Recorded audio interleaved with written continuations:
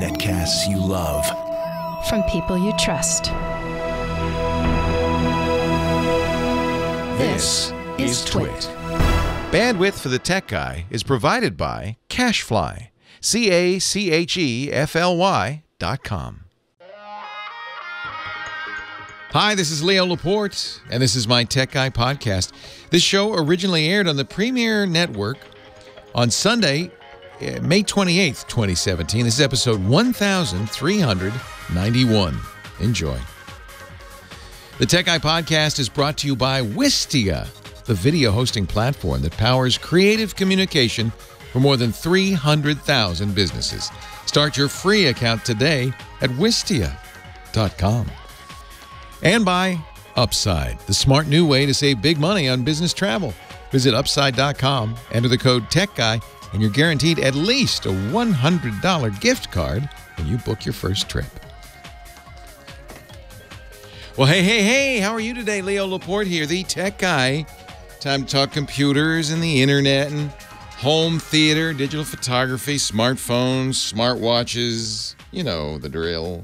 Anything with a chip in it. 8888 Ask Leo, that's the phone number. 888-827-5536. That's toll free from anywhere in the U.S. or Canada. Outside that area, hey, that's okay too. Use Skype or something like that. Skype out is... somebody emailed me and said, it's not free to use Skype. Well, it is if you've paid for, I guess it's technically not free, the ability to call phones from Skype. Then you can just call 8888 Ask Leo, and that's toll free.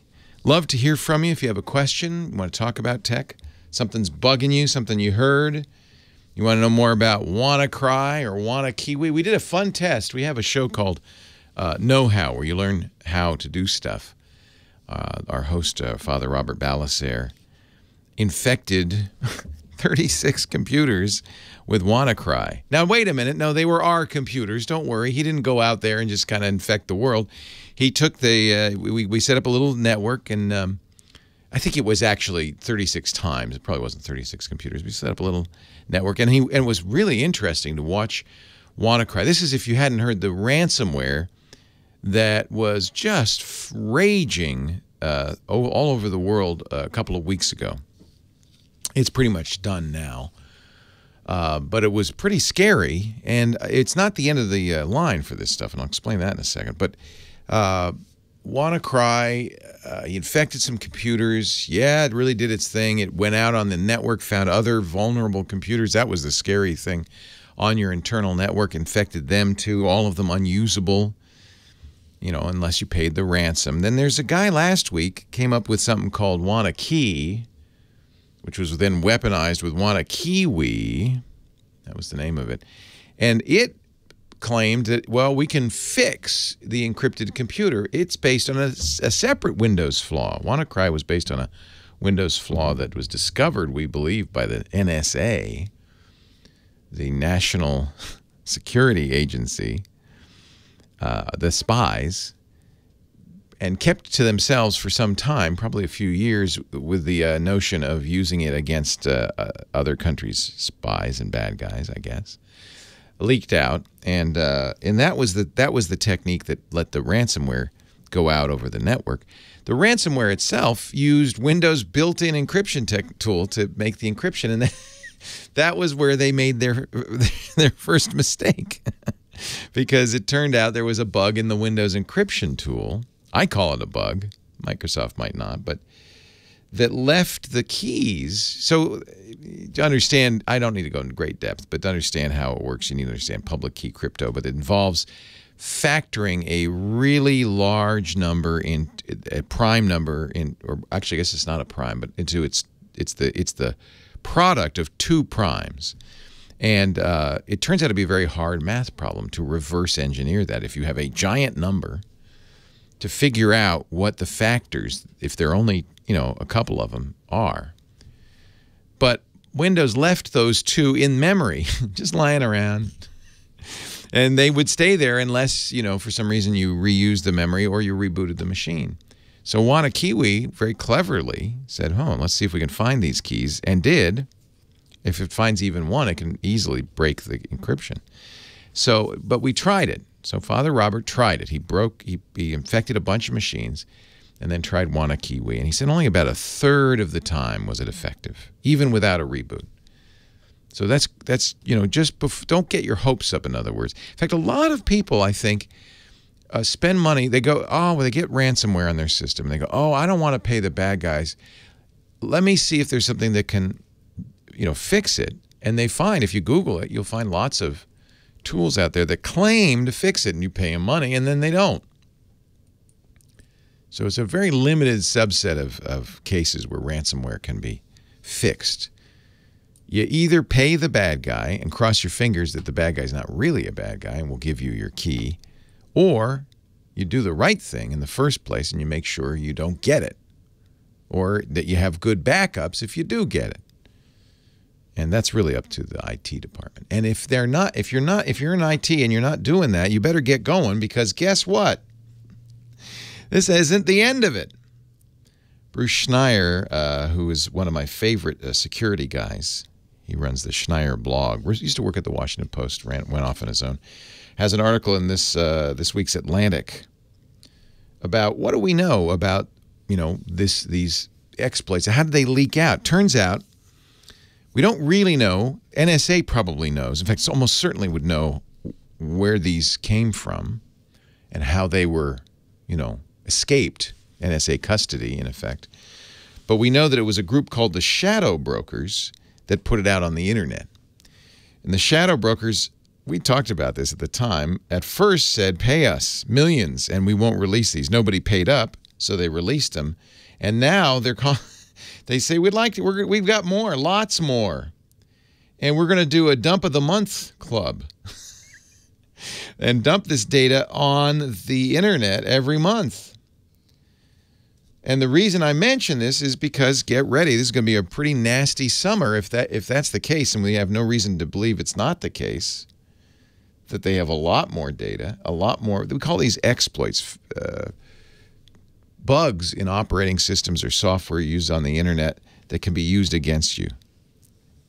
And in the case of WannaCry, it could be, if you hadn't updated your computer, and a lot of businesses don't update right away. If you hadn't updated your computer, you could just get it without doing anything. It was the lack of protecting yourself that made you vulnerable. And the chances are there's still other things out there that Microsoft doesn't know about, that the NSA found, and that the shadow brokers, who apparently just are into chaos, are going to release. So get ready. We haven't heard the last of it. And if if you have data, and train your. We did this. I had a staff all hands meeting of my little company. It's about 20 people. It wasn't a lot of people, in which I just reminded them of the kinds of hygiene they should practice. We protect our network. We have lots of stuff on our network to protect it. But if they have their own personal laptops they bring to work, if they bring it home, get infected, and bring it back in, it doesn't matter what we do to protect our borders in the company, they're bringing it into the company. So I reminded them about the risks of, email attachments. I said, they're going to come not from a stranger, they're going to come from me. They're going to come from your boss. And it's going to say, urgent, open this and fix it, or something. And you're going to go, whoa, the boss, whoa. So don't believe it. I want you to hear, I told my staff, I want you to hear my voice in the back of your head saying, ooh. If you get a, document share from somebody ask them, call them, text them, say, did you send me something? Before you accept. We've seen that being used as an exploit not so long ago, about 3 or 4 weeks ago. And then, of course, if you have a home computer you bring into work, you better darn well keep that up to date. We keep the computers here up to date and protect them in a variety of ways. For instance, we lock them down. You can't install software, which generally means we're not vulnerable. Although I think our printer was we have a network printer that might have been vulnerable. But we have a great IT guy who's locking it down. And then finally, we have backups, and this is so important. Because if you do get bit by ransomware and you get that notice, you can unplug that computer from the internet, immediately disconnect it from the network, wipe the drive, safe in the knowledge you have a backup of your data. Rebuild the system. You probably have a backup image too, right? I hope. So that won't take too long. And then restore your data and you're good to go. Make sure you do all this. Now's the time to prepare because we have not seen the end of this, I don't think. Bad news. All right, let's go to the phones. Leo Laporte, the tech guy. Your call's next. Leo Laporte, the tech guy. 8888. Ask Leo. That's the phone number to ask Leo something. Or ask Kim Schaffer something because she's the one who's answering the phone number. Hi, Kim. Good morning. Good morning to you. Good morning to you. We're all in our places with bright, shiny faces. Absolutely. Yes. On this 3-day weekend. Yeah, happy. Happy I don't know if it's appropriate to say Happy Memorial Day, is Yeah. it? Because you're kind of, it's a day to remember people who, the men and women who have given their lives in the service of our country. So it's not exactly a happy occasion, although it seems to be a good occasion for barbecues. I guess. So anyway, but let's, you know what? Let's take a second to remember those people. And I know many of you have loved ones. Absolutely. Who you lost in the wars. So thank you for your service. Yeah, thank you for giving your all. Yeah. Meanwhile, people have been calling like crazy. Yeah. And you've been answering like crazy. It seems like always a problem. Full Always a tech board. problem. Full board. Look at that. Full Yes. board on this Sunday. Wow. Even though people could be watching, what is it? Is the Indianapolis 500 It today? is going on right now. They could be actually, there's not much to watch. Just a bunch of guys turning left. Right. For a long time. Unless you're at the speedway here Left, close. left. That's not just a loop. It's a figure eight or something. No, it's got hills. It's probably the best I've been to track the around. Indy 500 actually. Have you? Yeah, that was fun. My publisher used to be in Indianapolis for my books, and that's so I'd go out there and I'd time it for the end of the May. I don't know, just coincidentally, here I am, the end of May. You got anything to do around here? So who should I talk to? Who should I start with? Jane in Manhattan Beach needs a new laptop, and either you can give her a recommendation or wants to know if there's a site that will help her. Okay. Hi, Jane. Thank you, Kim. Leo Laporte, the tech guy. Thank you very much for taking my call. Of course, that's what I'm here for. Betcha. It'd be a long day if I just sat here talking the whole time. It'd be a long day without you on Saturday and Sunday. Oh, you're so kind. Thank you. I have a list of specs, what I need in a new laptop PC. Kind of gaming capabilities. I know I can go to Asus, Dell, etc. sites, Costco, etc. to locate the specs that they have. But I'm wondering, is there a site that I can use to input my wants? And wouldn't that be cool? Like you just say, this is what I need. Yeah. I don't know of anything. I mean, there are a lot of review sites out there, depending on how hardcore you want to get. I like Anand Tech is a great review site, but they don't tend to review whole machines, but they'll review things like graphics cards, which is important for gaming. My friends at PC Perspective do the same, pcper.com. And then for more normal people, the Consumer Reports of Gadgets is a New York Times site that I love. It was started by an old friend, Brian Lamb. It's called The Wire Cutter. And when they first started it, their theory was you don't want to see 12 different laptops with scores and, you know, kind of equivocating recommendations. You want just the best. So you can go there and say, what's the best gaming laptop? But let me help you a little bit. Do you mind? Go ahead. I'll be your website. Let me ask a couple of questions. First of all, when you say gaming, what do you mean? I'm going to be using it for biofeedback software, and it'll be crunching a lot of information. Biofeedback. Are you going to be wearing something on your head? Yes, that can happen. Okay. And so that's not really gaming. Right. Gaming is a very specific kind of a term, and really it isn't, because there's all kinds of gaming. I mean, a lot of people call up and say, "Well, I want to play poker online." That's gaming, but it's not challenging. Right. When I think of a gaming laptop, I think of a gaming laptop as something that can push a lot of voxels, they call them. has a graphics card capable of rendering high quality, high frame rate imagery in real time. And that's a very specific challenge. And that almost always comes down to the graphics processing unit, or GPU. This has a lot of graphics. Well, but graphics like graphs, right? Graphs.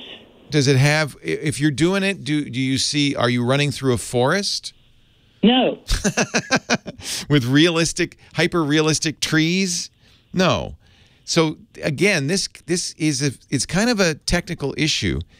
If for instance you're wearing a biofeedback unit and you're seeing graphs across the screen of your alpha, beta, and waves and things like that, that isn't really done by the GPU. The CPU, the central processing unit, the Intel chip, the i5 or i7, is more than fast enough to keep up with our sluggish brain waves. That's an easy thing to graph. That is not challenging at all compared to the idea of drawing a forest, a jungle, in real time. You know, when you're playing a video game, you know, Call of Duty or something like that, it doesn't know what's around the corner. It has to calculate it and draw it in, you know, and do it 60 times a second at a high resolution. That's extraordinarily challenging. That's not probably what's happening, unless you're seeing, you know, ocean waves based on your brain waves. I'm seeing pictures of the person's response to waves. Yeah, that's not, believe it or not, I know it sounds hard, that's not hard. Okay. So any good laptop computer will do just fine. Okay. So the other decisions, of course, the big issue is price point. 12 to 1300. Oh, you're in great shape. Okay. So next you have to decide, you're going to run Windows, I presume. Is that your software on Windows? Yes. Yeah. So you're gonna be getting a Windows 10 laptop. That's fine. Actually, I just bought a Windows 10 laptop, a very nice Lenovo that I'm very happy with. Windows 10 Professional on it? Yep. Almost all of them will offer professional. In fact, I think there's some thought that maybe Microsoft's going to phase Home out, that they're going to use this Windows 10S as the low end and then have only Windows Professional. So yeah, Windows Pro. There are a couple I really like that you should look at. The Dell XPS. How big a screen do you need? Do you need a bigger screen? No, I prefer 15 or less. Good. Or even 13. Good. 14. And you know that when you're sitting in your office doing the biofeedback, you can always connect a large monitor. All laptops now have that capability. Yes. So the portability may be more important to you. Yes. So yeah, I would say the Dell XPS 13. It's a 13-inch, but what's nice is there's very little frame, we call it a bezel, around the screen. So the laptop itself is extremely compact. The screen is almost the entire lid. Gorgeous, gorgeous touch screen. And I think you want touch if you're going to get Windows 10. It's tolerable. I don't really need it. You'll be surprised. Okay. I would also, of course, look at the Microsoft laptops, the Surface laptops. They have several now. There's a Surface Book. Don't recommend it. There's the Surface Pro, which I do. It's kind of a tablet, but it has an attachable keyboard. And they just released the Surface Laptop. And those are all in your price point as well. Hang on, I'll talk a little more about laptops when we come back. Leo Laporte, the tech guy. I ran out of time. Sorry, Jane. So Dell's very good. No, the one I just got is a Lenovo. And one of the things, so you also have to decide on form factor. And what's nice in the PC world is you have a lot of choice. For instance, the Lenovo I got is what they call a 2-in-1, which means it looks like a normal laptop, but the screen can turn all the way around and it can become a tablet that you'd hold. Or, and I think this would be useful in your biofeedback mode, you can tent it, and then you see just a screen tented. And that would be a very nice display for somebody who's looking at their biofeedback and doesn't need to use the keyboard. That's another reason why touch is nice and a stylus is nice, because even though your program probably isn't designed for touch, it's kind of, I suspect it would be very natural to control it by just touching buttons on the screen. Good. Yep. Okay. So Microsoft Surfaces are very nice. I happen to like an attached keyboard, so that's why I got the Lenovo ThinkPad. Don't look at the low-end Lenovos. Look at the ThinkPad line. They're rock solid. And then, as I mentioned, many believe that the Dell XPS is the best Windows laptop out there. It's gorgeous. It's really nice. And then if you really want thin and light, HP makes a line called the Spectre that is spectral. They're very thin, very light. Acer also makes a very thin and light Windows laptops. And you can get it with or without touch. If you don't get touch, it will be less expensive. So if you're really sure you don't want touch, it is less expensive. Now, how do you connect the biofeedback unit? USB? Yes. Okay. It's there's wrist and ankle straps and also a head strap. Okay. And they all connect to one USB port or many? Actually, they connect to a device unit that then connects. Okay. Yeah. So probably you'll want USB 3. USB 3. Yeah, that's the faster USB.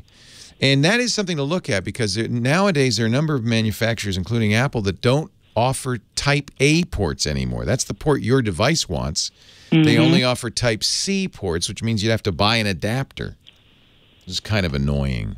Yeah. So look for USB 3.1 Type A ports. Okay. All the ones I've recommended have those. Okay. And then, yeah, I'm going to assume that your unit is doing some significant processing. So you probably want at least an Intel i5 processor. And if you want to splurge, an i7's a little bit faster. Yeah, would prefer an i7. Okay, good. That's going to add to the cost, a few $100. Yeah. And then 16, you definitely want 16 gigabytes of RAM. You probably don't need more, but you definitely want 16. Yes. Definitely at least 16. Yeah. And then, of course, none of the ones I've just mentioned they'll all have SSD, solid state drives, and you certainly want that. That actually impacts the speed in many ways. For instance, if you're writing the biofeedback information to the hard drive at the same time as you're seeing it on the screen, a fast drive makes a big difference. Yes, and also lighter. I'll be putting in my backpack traveling overseas. Very important. Okay. So that Dell is very, look for something under 3 pounds, and you'll be able to find that in all the models I've mentioned so far. Oh, good. Yes. That's called an Ultrabook, and almost everybody now prefers those. There's used to be you'd need more than that, but you don't now. They can get in these Ultrabooks. The only thing you give up in an Ultrabook is battery life. It's not, they'll often say 15 hours. This silly Lenovo says 15 hours. In real world use, it's 3 to 4 hours. I usually have it plugged in. Then you're not going to worry about that. Right. Okay. Great. And so there's no site that I could just... Not that I know of. I think that because your needs are unique, you did the right thing, which is to call an expert. Yes. Okay. All right. I'll go Lenovo, Dell, and Acer and see what I can find in there. And HP. Those are all very nice, and you won't be disappointed. Great. Hey, thanks. Take care, Jane. Hey, we got a new sponsor to talk about on our show today, Wistia, WISTIA.com. This is something near and dear to my heart because Wistia is a video platform, video hosting platform, a lot of businesses use. Now, if you're a business and you've got an intranet or you've got training videos, you don't want to put them on YouTube. Please. That's a public place. You want to put them on a video hosting platform that gives you a lot more than YouTube, including analytics, privacy, a very nice customizable video player. Using video in your business is easy with WISTIA.com, Wistia. They've got great service, great support, free resources that let you use video across your business. In fact, if you're not using video in your business, you should investigate this. Even if you've never used video before, check it out. You can capture email addresses within your video. You know who uses Wistia? Starbucks, Cirque du Soleil. HubSpot uses Wistia as their video hosting platform. Start your free account, free, at WISTIA.com. With your free account, you get 3 video uploads, advanced video analytics, all the features and integrations built with business in mind. You can see what Wistia can do for you and your business. Wistia. W-I-S-T-I-A. Don't put your company videos on YouTube. No, put it on Wistia. First 3 videos free at wistia.com. Leo Laporte, the tech guy. I spent a little more time with Jane talking about laptops. There's a lot of, it's confusing. You know, on the one hand, Apple's simple, right? You know, that they only have a few different kinds of laptops and then only within those a few customization options. But as soon as you go to Windows PCs, there are hundreds of manufacturers offering almost as many possible configurations. There's 2-in-1s, there's Ultrabooks, there's the new detachable keyboard or detachable screens. They call these convertibles. It's crazy. And then you have to decide which Intel processor you want, AMD maybe. Do you want a Ryzen, the new AMD processor? I still stick with Intel. Do you want an i3, an i5, an i7? Do you want dual core, quad core? It's crazy. So what I told her is for what you described, i5 is almost certainly enough. The i7s aren't much faster. 16 gigs of RAM, that makes more difference in speed than almost the processor. People think the processors, well, how many gigahertz processor speed? That's what I care about. No, because the computer's a system. And so you care about the processor speed, yes, graphics speed, yes, but also amount of RAM makes a big difference. 16 gigs is a sweet spot, in my opinion, unless you're doing something that you know takes more. I think most people, even if you're just browsing, 8's a little skinny. 16 would be just right. That's the RAM. That's the high-speed memory that goes away if you turn the machine off. Programs run in that. Your data runs in that. And then storage, your hard drive, nowadays, the biggest speed difference you'll see comes from a solid-state drive, or SSD. Those are drives that are, you know, kind of like the memory you put in your camera, solid-state memory. And they are orders of magnitude faster than spinning drives. Plus, use less power, and they don't spin. There's no moving parts, which often means they're more reliable. In the old days, I can remember picking up a computer after shutting it down, and the hard drive was still spinning, and it would be like a gyroscope. You'd fight you if you kind of moved it around. That is not good, because that means you're also torquing the drive inside. So not having a spinning drive can really make a difference in terms of speed and reliability. But to answer her specific question, Jane's specific question, I don't know of, maybe you do, a site where you go, well, this is what I need to do. What do you recommend? Partly because there's so many things people need to do. Biofeedback, would that be one of the choices on a site like that? I don't know. 8888 Ask Leo, your feedback, bio or otherwise, always welcome. Let's go to David in Simi Valley. He's next. Hi, David. Leo Laporte, the tech guy. Yeah, hey, Leo.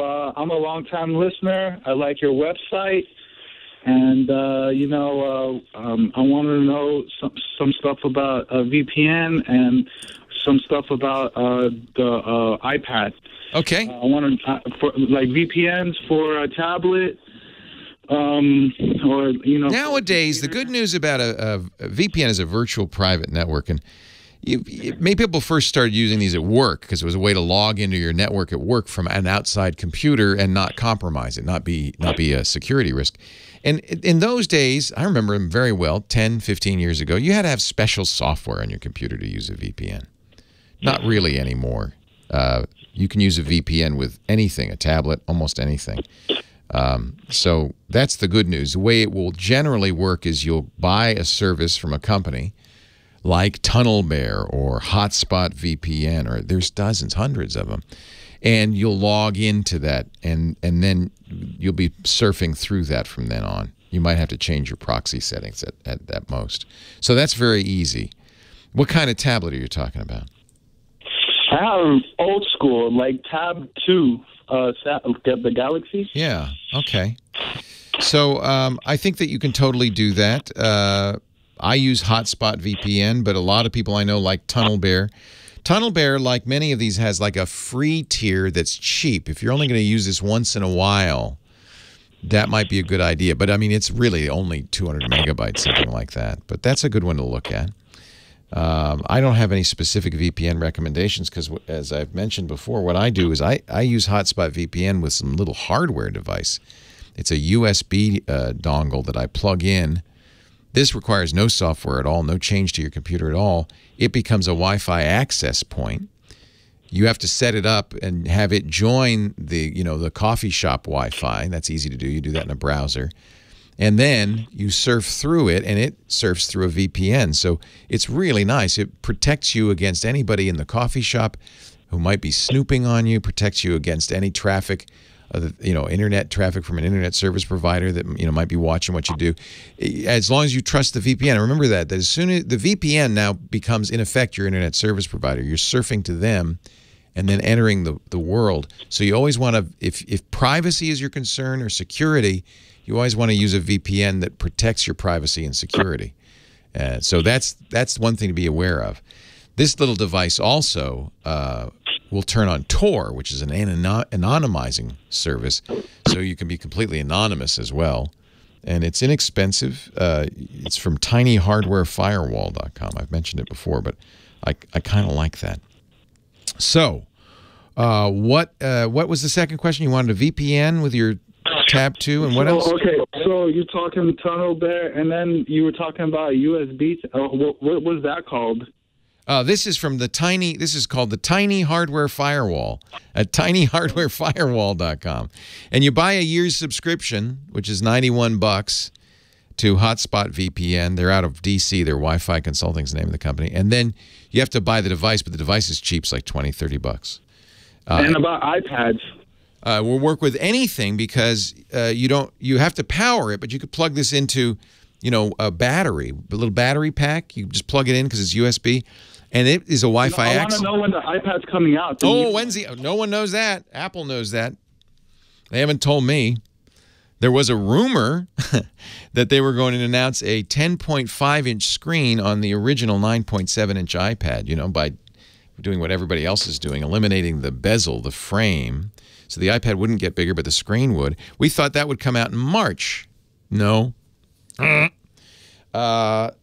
So I don't know what is going on, whether the rumors were wrong. Apple doesn't pre-announce, so anything you hear is a rumor, sometimes accurate, sometimes not. The next Apple event is in about a week. It's a week from Monday, June 5th. It's their Worldwide Developers Conference, or WWDC. So a week from Monday, I wouldn't buy any, let's put it this way. Don't buy anything, Apple. Well, you can buy an iPhone. I think you're safe on that. But don't buy a laptop. That's the strongest rumor, that they'll announce a laptop a week from Monday. And don't buy an iPad until you hear what Apple announces a week from Monday. Will they announce an iPad? Highly unlikely. Will they announce laptops? Pretty likely. Will they announce desktops? Possibly. Will they announce an iPhone? Highly, highly, highly, highly unlikely. iPhones are September. iPads traditionally October. But they didn't really announce anything new in October, so we've been kind of holding our breath. You can't tell what Apple's going to do. I'll be honest. It's like Michelangelo when the Pope asked him when the Sistine ceiling would be done. He said, "It'll be done when it's done. Don't bother me. I'm painting." If you ask Apple, when's the next iPad coming out? It's done when it's done. Just be patient. It will come out when it's ready. I like the idea, though, of a 10.5-inch iPad Pro. That would be, to me, the sweet spot. They did announce, they did announce a new iPad, but it was just kind of like a cheap old iPad, basically. The iPad 2 equivalent for $329. So if you really need an iPad now, wait a week. Wait till June 5th. If they don't announce one then, you probably won't hear anything for a while. Go ahead and buy one. Actually, you could go buy one this week because Apple's pretty good about if they announce something within 2 weeks after your purchase saying, oh, yeah, you can have the new one, and just trading it in. Leo Laporte, the tech guy.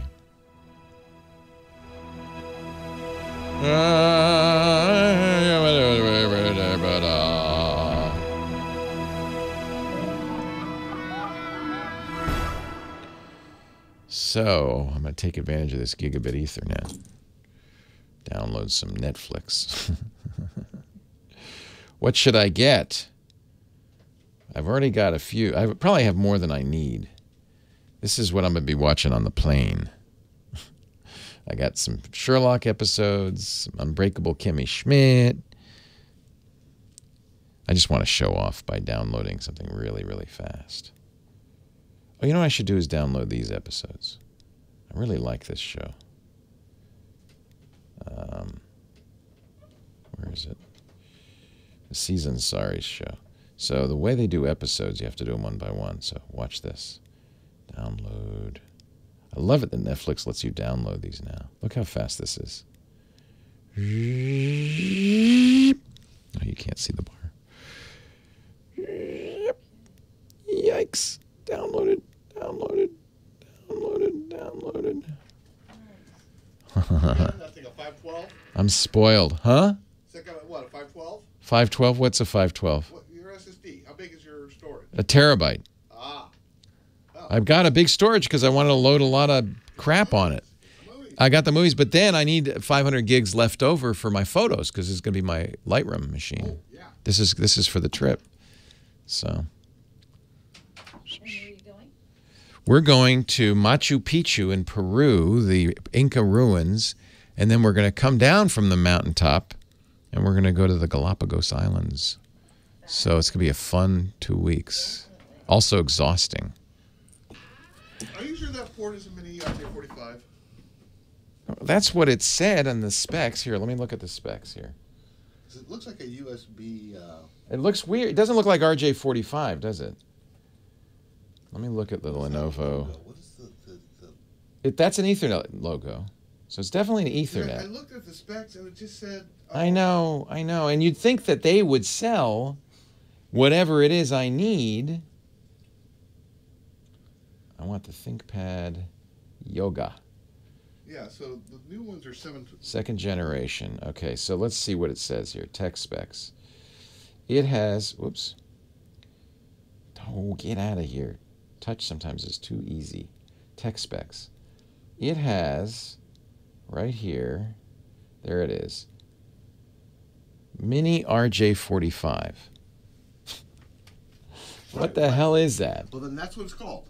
That's what it's called. There's 2 Thunderbolt 3, 3 USB 3, 1 HDMI full size.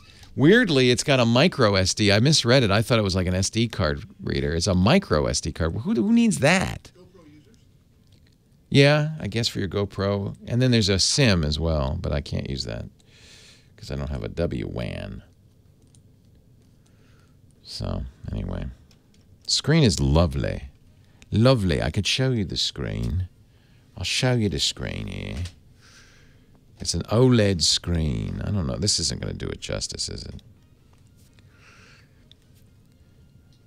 Let's play something 4K. What's 4K? What's 4K? Marco Polo's 4K. So it is a 4K screen. It's actually a little better than a 4K screen.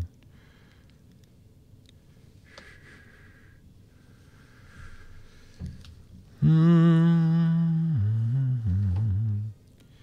can't really see it, though, because you're watching at 720p at home. What's going on? Skip ahead. Let's see some beautiful Chinese imagery. I take it back. It's not fast, is it? Ooh, House of Cards come. Hey. Hey.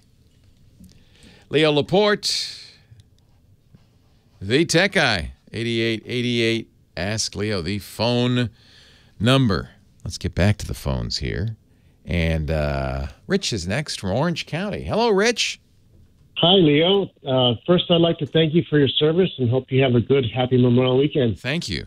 I'm not a veteran, so I don't get to, and I did not give my all for my country, so I don't get any credit. But I do thank all of the, I have a friend who's a ex-military, and he said, you're not really supposed to say thank you for your service that's till Veterans Day. Your Memorial Day is for people who gave their lives in service to the country. But let's thank everybody. Let's thank them all. Anybody who served our country, thank you. There you go. They all deserve thanks. Exactly. Yeah. Well, I have a Dell XPS 27-inch, an all-in-one PC. Nice. Running Windows 10 Pro. It is the most underrated PC, I think, around. I agree with you. I think fabulous PC.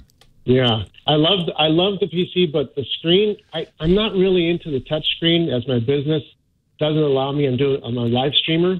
So I'm trying to disable the screen permanently. And disable the touch, you mean? Yeah, the touch screen, because I prefer to have the tactile feel of the keyboard. So I've tried through device. You're saying when you use it, the on-screen keyboard pops up. Yeah, the touching the screen, moving my fingers around on the screen moves things. Oh, but are you want to touch the screen, but you don't want it to do anything? Yeah, I don't want it to do anything. Just be a regular screen without the touch. So I've tried through Device Manager, and I turn it off, but every time I reboot the computer, the Device Manager still says off, but the touch screen it plug and plays it and says, "Oh, let's install that driver." I think it's a Windows thing because I even it definitely is. Group policy, and nothing happens. I can't seem to turn it off. I don't know what to do. Okay, instead of deleting the driver for the HID touchscreen, HID is human input device, disable it. Yes, I've done that, and when I reboot the computer, it says disabled, but the screen is still on. Damn it! The screen. So I have to enable it and then disable it again for it to turn off again. That's crazy. What? Disable. So you're disabling. Make sure you disable it's under the human interface devices, the HID compliant touchscreen. Well, the one I'm disabling says compliant touchscreen, and I've even tried disabling all the rest of them. I don't even know what they do, but it just keeps turning itself on. Yeah, there's a bunch of other ones. Well, that's nutty. You should be able to disable it permanently. One would think. It's like, why have a switch there if it doesn't work? Well, yeah. When you disable a device, it's not supposed to turn itself back on. And why would Windows 10 Pro have its own sense of wanting to turn it on, or it's something different other than the computer itself? Well, yeah, Windows 10 manages this. I mean, right. Wow, I'm looking everywhere I look. They say the same thing: disable, disable, disable, and nobody says it re-enables. You would think that doing it through group policy would work also. Yeah, nothing happens. So, but this is a desktop. Why are you touching it? That's what I'm trying not to. But when I take it around to different locations, inevitably people will touch it by mistake. Oh, people will. That's the problem. People reach out and they touch it. Not me. Yeah. Yeah. Yeah, I don't. That's the only way I know of to disable the touch screen. There's no. You'd think actually this is something Microsoft should put in the control panel, because you should be able to say, I don't want a touch screen. Exactly. I think it's time for a letter to Microsoft. Yes. Yes. Very odd. Yeah. Well, what's really odd is that it's turning on, and I have to say, I've looked at 2 different pages, both of which recommend this process. Neither of which mention, oh, and by the way, don't reboot. Right. I would, I wonder. You don't want to disable the mouse, obviously. Yeah, because then you won't be able to get back in to turn it back on. Yeah, it's a puzzlement to me. Chat room's saying something that I disagree with. They say, "Oh, he's in tablet mode," but they're not paying any attention. Uninstalling the driver? No, and that won't do it because it'll plug and play the driver back in. Yeah, right. But you could try it. I mean, you could try disabling it is what you want. If you if you remove it, what Windows' normal behavior is just say, oh, I need a driver for this new device, and it'll reinstall the driver. Exactly, every time. Well, I guess it's like they say, back to the drawing board.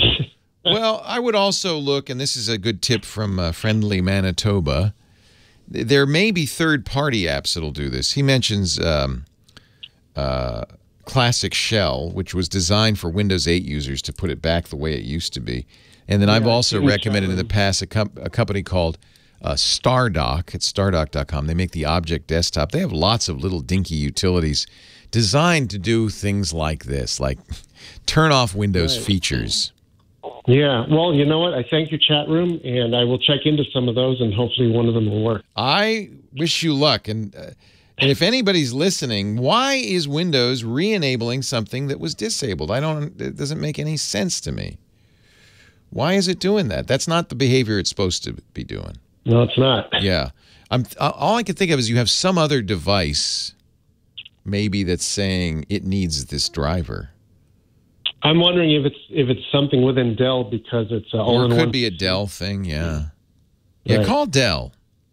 I'll do that. Yeah, Dell, I think it's not this is a, just judging from what I've seen, quick scan of the web, this works. Yeah. Disabling works. So then maybe this is a Dell thing. I'll tell them Leo told me to call you. Yeah, that's okay. They'll go, who? Anyway, but keep listening, Rich, and if we find out something, we'll put it in the show notes, too, at techguylabs.com. There may be some other thing that we're missing here. Don in San Clemente's next. Hi, Don. Leo Laporte, the tech guy. Hi, Leo. How are you? Show. Doing great, man. Doing great. Welcome. I'll try to lay out the landscape, and then I'll shut up and let you maybe give me some advice here. All right. So have a Airport Extreme router, served faithfully last 3 or 4 years, and but always had trouble getting to the far side of the house and the far side of the property. Not a big house, about 2,000 square foot, but a big lot, about 10,000 square foot. Yeah. And so was reading about the mesh routers. Yep. Got entranced by Google Wi-Fi. So put in Google Wi-Fi as a replacement for the Airport Extreme. A little bit about the topology. I got 4 or 5 Nest cams, a Roku box, a Chrome box. The big issue is how far away is this remote place? How many feet? Like, you've got your router and base station in the house, and then you're trying to get to an outbuilding? Yeah, to the backyard. Backyard. Okay, so how far away in the backyard do you want to go? Backyard's 1,000 square foot. That's the problem. Hang on, I'll talk to you off the air. But yes, the mesh solutions are good, but Wi-Fi from any given point's only 150 feet. Leo Laporte, the tech guy. So that's the problem is the mesh solutions still have that problem that you got to be within 150 feet of at least one of those boxes. They're not more, right. You understand what I'm saying? They're not more powerful. They spread the Wi-Fi out. Yeah, I'm sorry. The backyard is 1,000 square foot, not 1,000 feet away. Yeah. It's adjacent. It's adjacent to the house. So it could be 100 by 100. I mean, you could. Yeah. I mean, so that's what I'm asking. What's the farthest point away you would get? Yeah, 75 feet. Yeah. So probably. You should be able to. Yeah, the mesh will help. So anyway, but I've experienced problems with it. I mean, slow Roku loads, Amazon unusable at times, Alexa completely unusable at times. Yeah. And then started looking into it and saw. Here's what I would recommend. So are you're trying the Google On Hub, or are you trying the whole mesh solution? So the whole Google Wi-Fi mesh. I don't like the Google is my least favorite. I like Eero. I like Orbi. I like Plume. I like those three are all good. But for you, I would get the Orbi. Orbi, the Netgear Orbi. And the reason is it's the most powerful of them. It's not technically mesh. It's a little different, but you can't. The Orbi comes with a base unit, which is your router, and then a satellite unit. Put that satellite unit close to the backyard, and you'd easily cover a couple of 100 feet. That thing is the most powerful, the fastest of the bunch. The Orbi by Netgear. By Netgear. And can you manage that from your iPhone? I mean, one of the big... no. I mean, this is kind of an in-between solution. Like the mesh routers, they use a separate channel for communication between the base unit and the satellite. This is the big difference between this and an extender. An extender is half the speed of the base unit because it's in duplex mode. It's half the time it's communicating to the base unit, half the time it's communicating to you.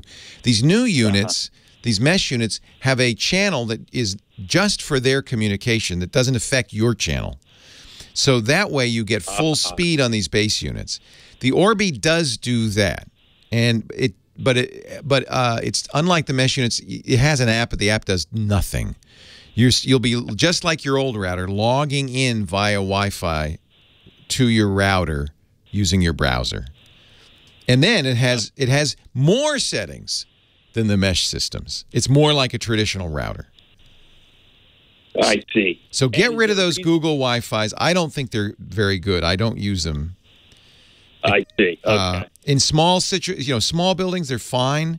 But I think that was exactly my issue. We have a 4,500 square foot house, and they were not good for distributing the Wi-Fi there. The Orbi, no problem. And I can go out to the hot tub. I could go to halfway down the driveway. Right. I could be practically in town, and I'd be able to get my Orbis.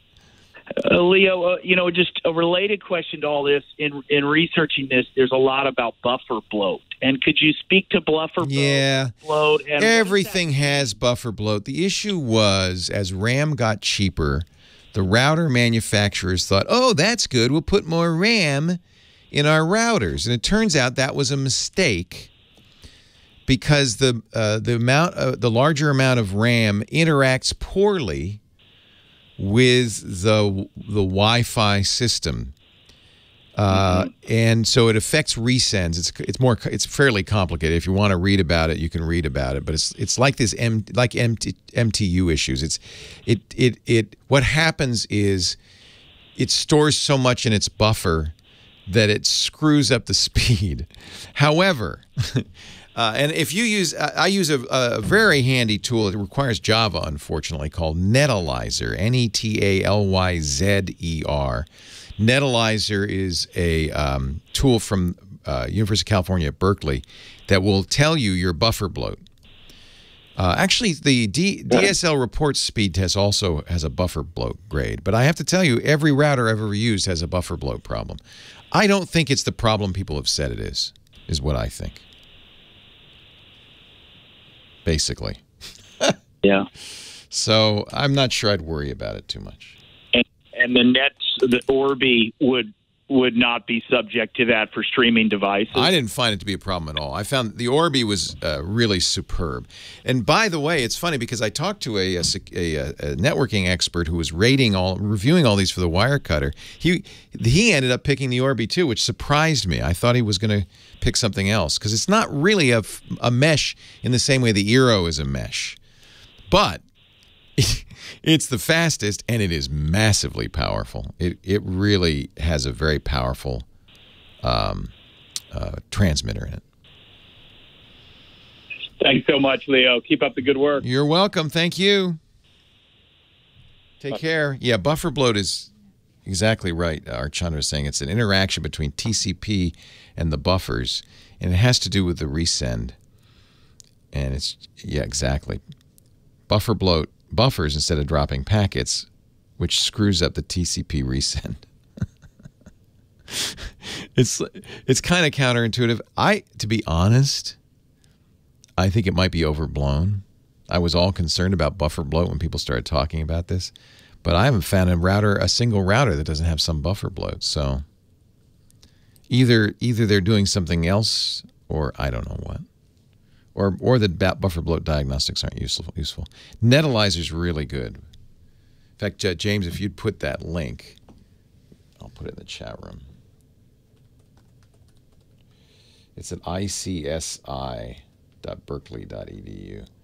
The only issue with it is it requires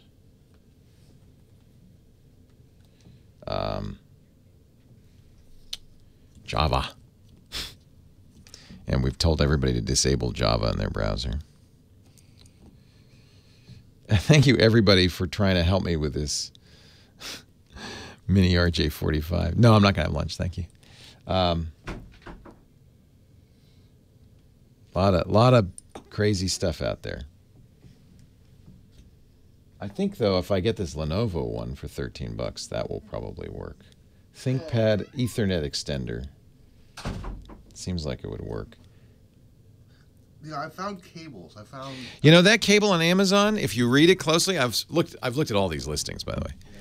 It says the larger RJ45 is shown for comparison. It's not the cable. They have a picture of an RJ45 next to the Mini, but I don't know what's on the other end of that Mini, and it's only 1 foot. So they don't tell you what's on the other end. Is it 2 Minis? Yeah, this one. Yeah, this is as fast as I think anything else would be. It'd just be nice to save that port and use the Ethernet. Well, hey, how are you today? Leo Laporte here, the tech guy. Time to talk about computers, the internet, home theater, digital photography, smartphones, smartwatches, all that jazz. 8888 Ask Leo. We even talk about weird, geeky things like Wi-Fi routers. I wrapped up the call with our last call of the hour off the air just because it was going to get pretty technical. We were talking about Wi-Fi routers. He had a fairly distant, big backyard, a fairly distant spot, maybe 100 feet away from the house. And one of the things to understand about these new mesh routers is they don't extend your Wi-Fi farther than 150 feet. You still have to be within 150 feet of one of the units. They merely kind of spread it's like butter. Think of your house as a piece of toast, and your Wi-Fi access as a pat of butter. Now I'm getting hungry. So your pat of butter, you put your initial pat of butter right where your Wi-Fi is. Your cable modem or your DSL modem, right where your internet is, and then you're going to connect that Wi-Fi router to that. But the problem is, as you spread it, the farther you spread it on the toast, it gets thinner and thinner, and there are parts. You may get the edge of the toast. It's not going to be, there's not Wi-Fi there because it only goes 150 feet.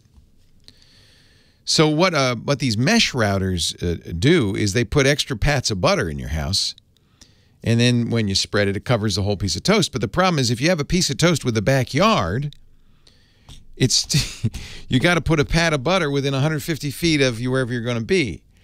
So, you can't go 1,000 feet away just because you have the mesh routers in the house. There's just not enough butter. I've really confused you, haven't I? I did recommend for him. He was using the Google Wi-Fi, found it wasn't working. And I have to say my experience with the Google Wi-Fi of all the meshes, and I've tried them all now, is that that was the one that I just didn't like that much. And I did refer him to an article on our good site I keep recommending, the Wirecutter, where they recommended the Orbi. My experience with the Orbi, it's not exactly the same as an Eero or an Amplify or, what do they call, they have a funny name for the Linksys one. I want to say the Yodel or something. Anyway, everybody's making these now. The Orbi is from Netgear, and it's really more just like a really powerful router with a satellite. So if you put the satellite in the back of the house, as close as you could to the backyard, it would get a very good signal from the base unit, probably spread it throughout the house, and probably get out to your backyard. And Netgear does sell additional satellite units. So generally it's sold in a package with the base station and a satellite unit. Works better than an extender. Wi-Fi extender is the old way of doing it. These new mesh systems are better than Wi-Fi extenders. I recommend them. It's kind of like margarine. No, I'm not going to go there. That's I pushed it too far. Harold, North Carolina. Hi, Harold. Leo Laporte, the tech guy. Hey, Leo. I have a couple of issues. Okay. All right. The first is I've got a desktop that I built, and last year the hard drive went bad, so I replaced the hard drive with an SSD and decided to do a Ubuntu install. Nice. A little Linux on that hard drive. Nice. Yeah, I've been meaning to play around with that, and I said, well, this is the opportunity to do it. Are you enjoying it? Do you like it? Yeah, I like it. But as I'm sure you know, that Ubuntu has some binary, I think, in the code.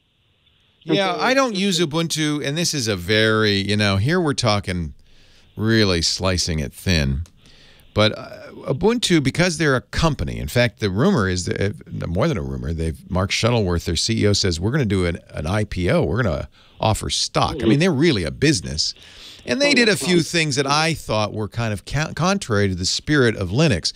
They, for instance, for a while, were routing all your searches through Amazon. They said they stopped doing that, but they still have an Amazon icon that comes with Ubuntu on your desktop. I don't like, it's like Windows. I don't like that. And then they also had, which they've discontinued, Ubuntu One store that I thought was a little intrusive. Anyway, it seemed too commercial to me. So I went to the root operating system, the version of Linux that Ubuntu is a flavor of, called Debian. Yeah. That is extremely non-commercial. It's a community-supported, community-developed. There's no company behind Debian, and I've been very happy with Debian. I like it a lot. Ubuntu has an advantage, however, because it's kind of the Windows of the Linux world. It's used most widely. It's easily the #1 distribution, and so its support for hardware is very good. It has support itself. You can call somebody. So there are reasons why Ubuntu is a good choice. And there are even manufacturers now, including Dell, who make computers that come with Ubuntu. Yeah, I have a System 76 laptop as well. So. Yeah, System 76, I bought their laptop, loved it. That's an Ubuntu-specific laptop. Yeah, and they have large repositories and all that. Yep. And I was thinking about going to Debian. Anything Ubuntu runs on, Debian should run on. Okay, yeah, it's the same base. It's the same. It's very similar, yeah. I'll try it with a disk. I'm not a disk. Yeah. There's another one I like and generally use on my Linux machines. By the way, Linux, for those of you who have decided that this is far too geeky, is a operating system like Windows, like Mac OS. But unlike the two of them, it's what we call open source. Anybody can contribute to it. Anybody can look at the source code, write their own version of it. It's freely available, and it's usually available without charge.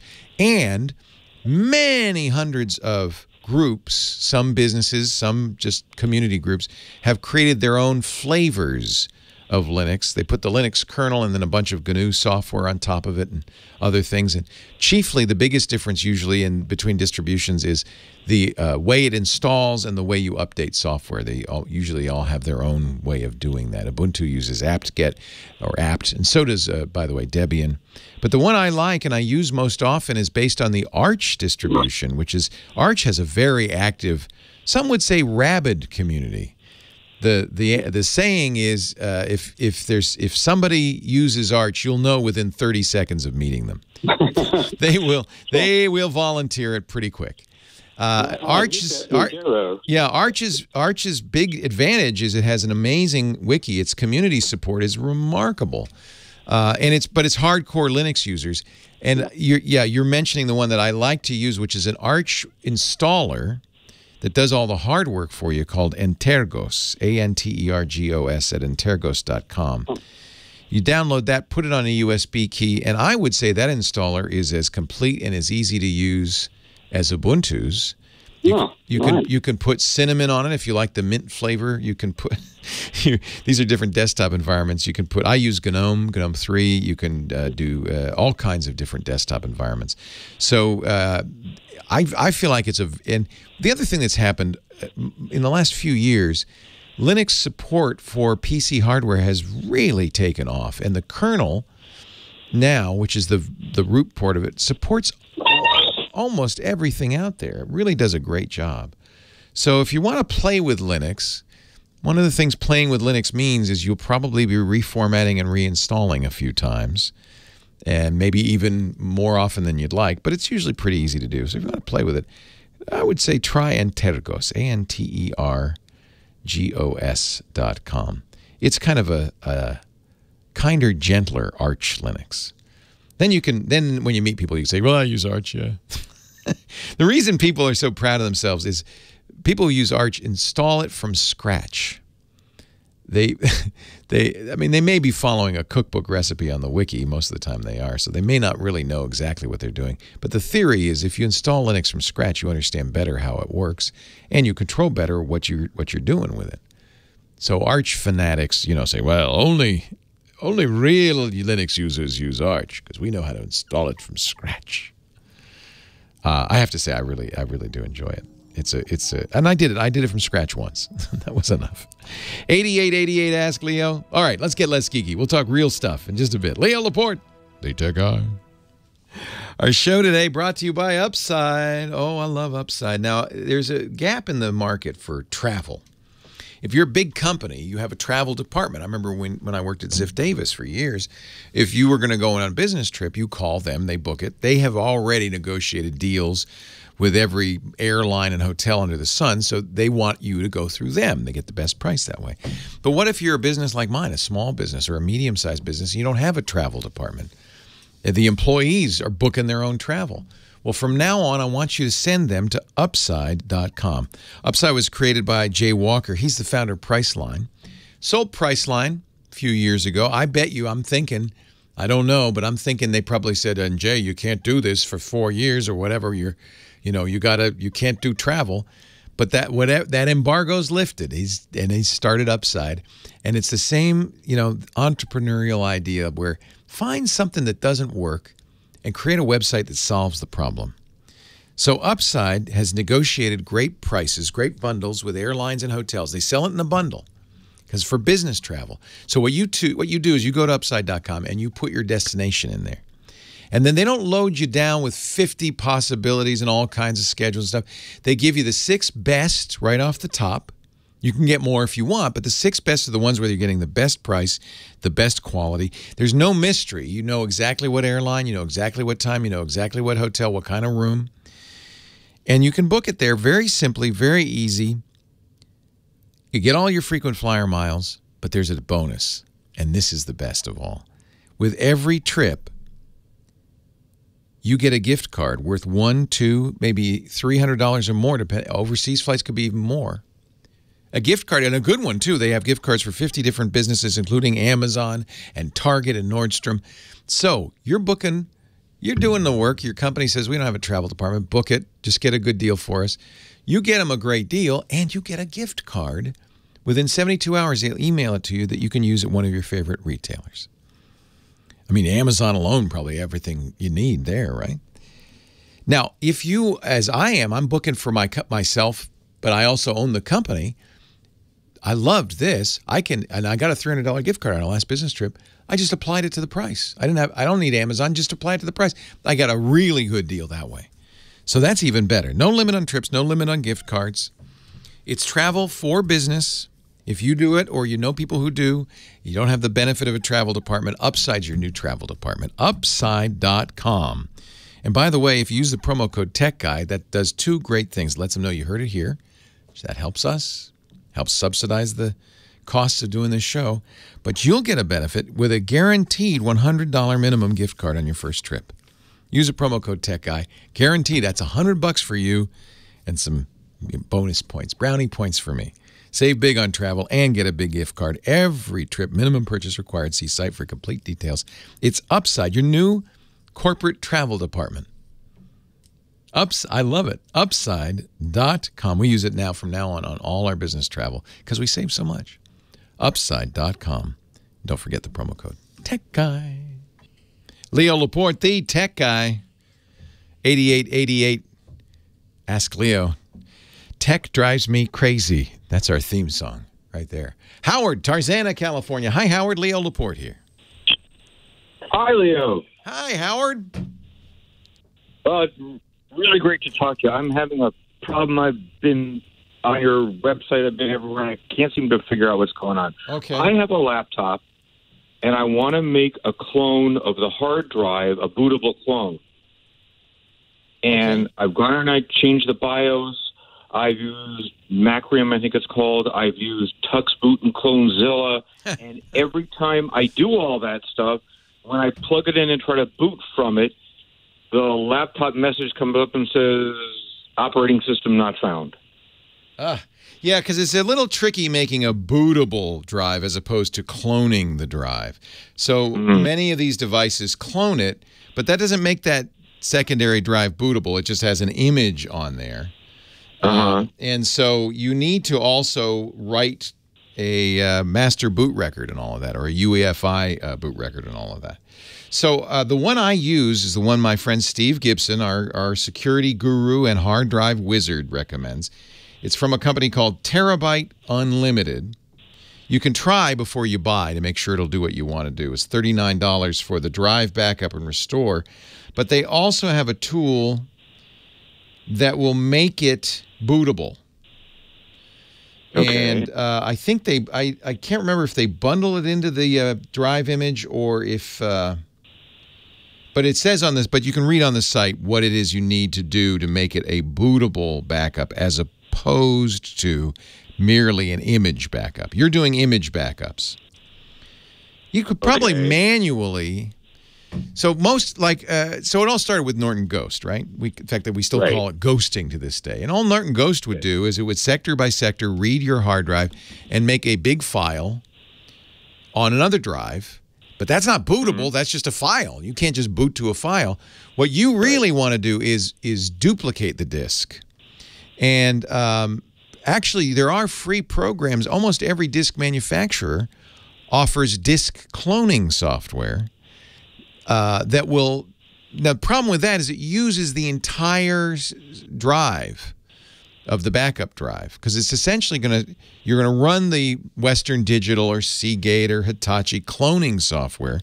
The reason they make it and offer it for free is they figure, oh, you're buying a new hard drive, you want to put it where the old hard drive is, so the first thing you do is clone the old hard drive, then swap them. Right. So it'll make a bootable drive. It'll make a drive that is exactly identical. That's different than an image backup. So that would be another way to do it, is to go to Western Digital or a variety of these, and it'll make a exact clone. Cosmic Ray in our chat room says he recommends EasyBCD because that's free from NeoSmart. I haven't used it, but he likes it. EasyBCD, free from NeoSmart, and it will write a master boot record. In other words, it will make. Oh, I see. No, I take it back. This isn't an imaging program. This is a kind of a boot manager. So it will, but that, so that isn't all you need. For instance, if you use Norton Ghost, you made an image file and you used EasyBCD, you still couldn't boot that other drive because the image file doesn't look like a hard drive. It's just a file. So you really want to clone the drive. Yes. Yeah, I want to clone the drive.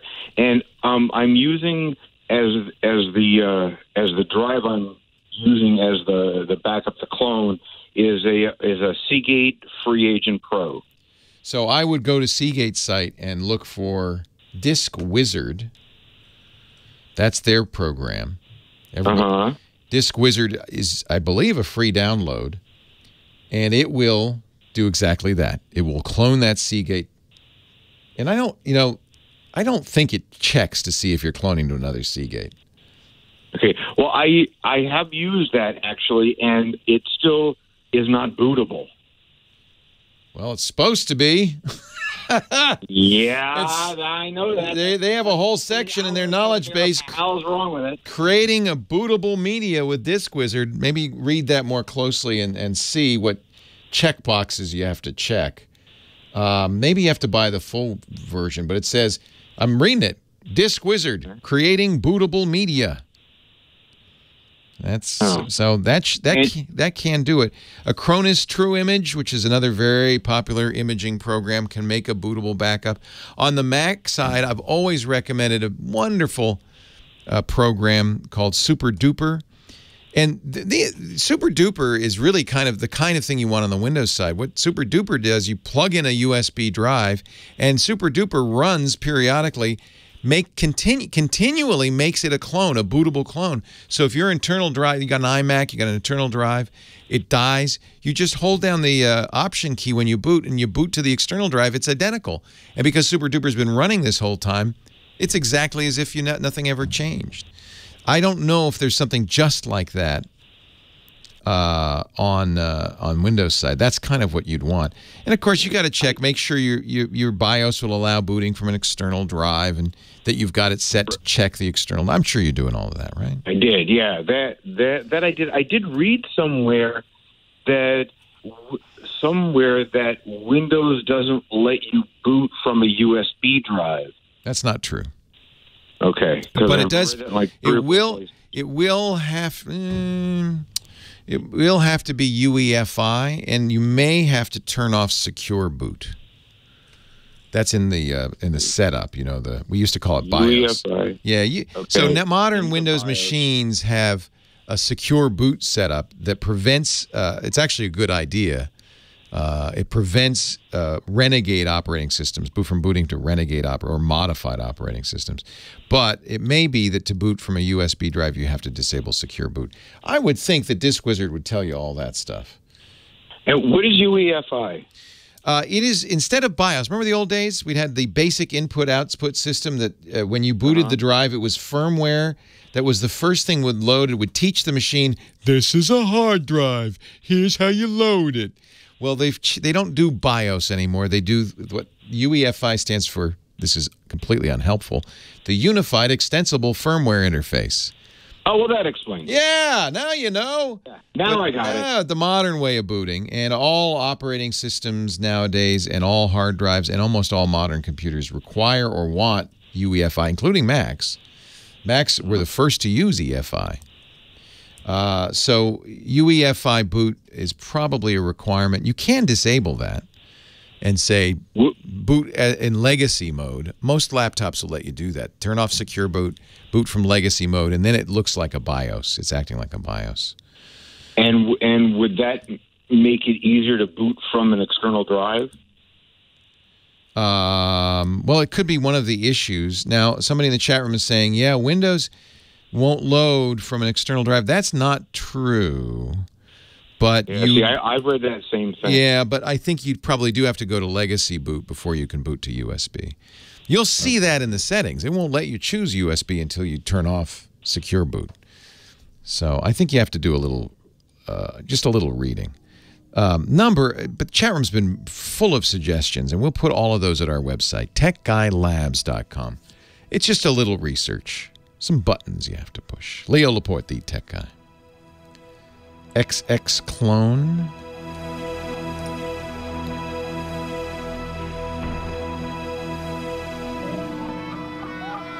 But I have to say, I'm not sure that you're right when you say you can't. I boot, for instance, whenever you get a Windows laptop, what's the first thing you do? You make a bootable USB key with the Windows operating, with the restore disks on it, right? So obviously you can boot to USB. I think it has to be a UEFI setup, that's all. I don't think you have to do legacy. I mean, it would make it easier. But obviously, you can make, I mean, I can boot any PC to this. This is a UEFI Linux. And I can boot this to it. So I don't think that's the issue. It's time once again, as you can tell from the magic music, for Chris Marquardt, our photo guy on the Tech Guy Show. Chris is a digital photographer, a talented photographer, a photographic guru, hosts the Tips from the Top Floor podcast, leads amazing workshops at discoverthetopfloor.com, and even shoots film and has a great book on film photography. What's the name of that? I have it, but it's not right in front of me right now. It is the Film Photography Handbook. It is beautiful and would be a great gift. This time of year, we're thinking about gifts for graduates, for dads. If you know somebody who's a photographer who might be kind of toying with the idea of film photography, what a great gift. And I take it, Chris, people can go to discoverthetopfloor.com and find that book. Everything's there. Everything's there. Chris is actually not with us right now. He's just a floating head. But I'm here. Through the magic of electronics, we've recorded this ahead of time because as we speak in May, Chris is in Svalbard, which is practically the North Pole, on a two-masted schooner with a photo group. What fun you must be having. I'm jealous. But it's 20 people, 10 cabins, plus some crew, and we'll be circling parts of Svalbard and try to find some interesting wildlife there, which is almost a given. There's a lot of stuff going on. Well, there's there. Reindeer, I'm sure, and I know there's polar bears. Polar bears, wow. Polar fox, different. I know why you do this, by the way. Why? I mean, you can make a living doing photo, workshops, but you could do that at home. You love traveling and you love bringing people with you. What a great way to make a living. Well, this is pretty much my dream come true. Yeah. I've worked towards this. Yeah. And in hindsight, I see how I worked towards this. Looking forward, it was not that clear, but it is really wonderful to be able to do that. And I love giving people experiences and taking them with me on these tours, and be it into the North Pole or to Siberia, to Lake Baikal, or to Morocco, or India, or the Himalayas. I just love to be out there and to have these experiences and to be out there with amazing people. So you said something interesting, and I think this is true. of a lot of people as they look back on their life. It all makes sense on this side. Like, but it was a random walk that got you here, but it was kind of where you wanted to be. But you don't know when. And my son is just graduating from college. In fact, just did last week, and I'm trying to tell him, you'll see in 20 years. But for right now, it is mystifying and a little bit scary, and seemingly a little bit random. But if you continue to follow your dream and your passion, I think it comes out all right. I think what counts is do what feels right, and trust your gut. I think that's really what it comes down to. He is, by the way, an aspiring photographer. Don't tell him, but I'm giving him a Gitzo tripod for graduation. I already gave him a really nice Sony A7 camera, so now he has and I gave him one of those Rode stereo microphones for. You're spoiling him. Yeah, he's gonna become a vlogger, right? That's one of the things he wants to do. Yeah. Yeah, he wants to do YouTube videos or do social videos, and he wants to do it Casey Neistat. Yeah, exactly. And he wants to do about cooking. He loves to cook. Awesome. Yeah. So anyway, I make sure he listens to you every week. What do you got for us this week? Well, I just have 3 very simple. Well, let's see how simple they are. 3 thoughts about image composition, because that's one of the things for those of us who are more technically inclined. We know our cameras inside out from a technical side, but of course, there are things that, some people who, especially on the technical side, kind of lack, and that's image composition. Yeah, and there are some super simple things. That's the key. It is. What do you place where in the frame, and why do you do it? And as soon as you think about these things, your photography will become better. So just thinking about what is it I want to have in the frame. I mean, that's the first thing. Make sure people who look at the picture know what the picture's about. Who's in charge? Who's the let's say the hero in the picture, the main actor, so to speak. So there are several ways to do that. Of course, don't include stuff that really doesn't help. Include what's necessary in the frame. Move around the thing you want to photograph. Take other things out, and especially in the background. That's always difficult. If there are too many things in the background that interfere with what you're shooting, there might be distractions. Like you have a big red sign in the background that doesn't really help the picture, and then whichever is important in the picture is going to be less important all of a sudden because there is competition in the frame now. And the same, of course, is true with the size of things. If you want to make sure that the viewer sees that one thing as the important thing in the picture, make sure it's big enough in the picture. I mean, that's very simple, but often we don't really see that when we take the picture, and then later on we'll have to crop a lot of stuff off to make sure that that thing gets the attention that it deserves. So just getting a bit closer is almost a safe way to make sure that your compositions get better. Just get a bit closer or move around and see what's going on in the background. Keep an eye on that background. Is it lazy to say, well, I can crop it later? Well, if you have as many pixels as you like, sure, why not? But I'm kind of, I'm cheap. I want to use all the pixels in my photo. I want to make use of that. I paid for them, so I'll use them. Yeah, you do reduce the resolution inevitably when you crop it. Of course you do. Of course you do. And I mean, if you have 50 megapixels, hey, sure, knock yourself out. But the lens also, if you take it away. If you take stuff away, you will have less resolution. I mean, that's clear. Yep. So I'll try, and I pride myself that probably 80-90% of my photos that's the way I shot them. I don't really crop much. And the last thing is give the subject space. Whatever is important in the photo. I often see things that are like squeezed into the corner of a picture, and they don't really have space towards the edges of the frame or towards other things. I mean, it's of course inevitable that you have stuff in the background, but if you look at that on like a 2-dimensional plane, which is what you do when you look through the camera, and these things kind of touch each other, it always makes me go, I want to push things around in the frame a bit to give them a bit more space to breathe. So the subject for me, either I cut it off really well so that it's clear that it's intentional, or I give it some space towards the frame, towards the edges of the frame, and towards other things in the frame. So it kind of has space to breathe and space to sit in well in the picture. I like that. So that's the three things. Be clear what the subject is about, only include what's necessary, and give your subject a bit of space. My problem is simple. A lot of times things are happening so fast, I don't feel like I have time to think about it. That's where practice comes in. That's where practice comes in, you know? Right. If you practice, you know what? I practice every day. Every day, even if it's just boring stuff around here, I make a point to shoot at least a few shots every day of something.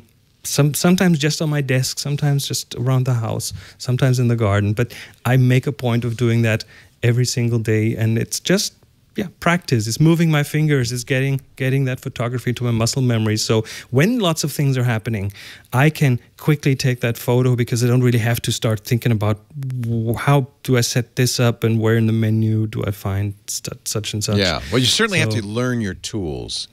Yes. That's vital, and we've talked about this before. You know, I'm about to go on a vacation at the Galapagos where I'll be doing a lot of photography, and I envy you for that. I haven't been there. I can't wait. I mean, it's a wildlife photographer's paradise because the animals aren't scared of humans, so they'll apparently come right up to you. But I want to keep practicing with that. And I was tempted to get a new, you know me. I was tempted to get this new Sony A9 that's just coming out, but I wouldn't have enough time. I'd only have a week to play with it before I went. Yeah, So, that's not long enough. You will miss shots if you switch to a new camera. It needs to be muscle. I love your phrase. It needs to be muscle memory. So you're not thinking about the camera. You're just feeling the shot. So you're ready to take it. Hey, you are such an inspiration. Thank you, Chris. ChrisSmartQuart.com, DiscoverTheTopFloor.com, and every week right here. Have fun in Svalbard, and we'll see you next time. Leo Laporte, the tech guy. Still got it, baby. 8888 Ask Leo. That's the phone number if you have a question, a comment, a suggestion. You want to talk high-tech with moi? I'd love to talk high-tech with toi. Charles is on the line from Sugar Land, Texas. Hello, Charles. Hey, Leo. How are you? I am great. How are you? I am fantastic. Good. What can I do for you? And I'm going to be taking a cruise next week, and I want to know, how vital is it? My wife and I will be using iPads and an iPhone. Each of us have iPhones. My son's going to have his iPhone, and we bought the package. We're going to be on the Harmony of the Seas. Oh, yeah. That has a very nice high-speed connection. That RCL Voom connection is the fastest I've ever used on any cruise ship ever. It's amazing. So we want to know, I mean, is it vital that we use a VPN with these devices? We won't be using any type of laptops, no type of, Well, it's the same issue either way. I mean, I would say no, but I'll tell you what the risks are. And it doesn't. Okay. You're right. On an iPad, it's not nearly as risky as on a general purpose Mac or Windows PC. This isn't going to happen, by the way. I'm sure that given the high-tech nature of these ships and of its internet, I'm sure they're doing the right thing to protect you as best as possible. So some of it is the same thing your internet service provider can do. They can see where you're going. But the good news is nowadays, if you're using Facebook or Google, even Google searches or Gmail, all of that's encrypted. Your ISP can't see it. Royal Caribbean can't see it because it's encrypted to the provider. And that's really how everything should be. Google themselves have been kind of pushing for this. They call it HTTPS everywhere. They believe every site should be secure, and that means an internet service provider would only see that you're going to that site. They wouldn't see your searches, for instance. By the way, your searches are very valuable. They're from a privacy point of view, tell more about you than even maybe your email.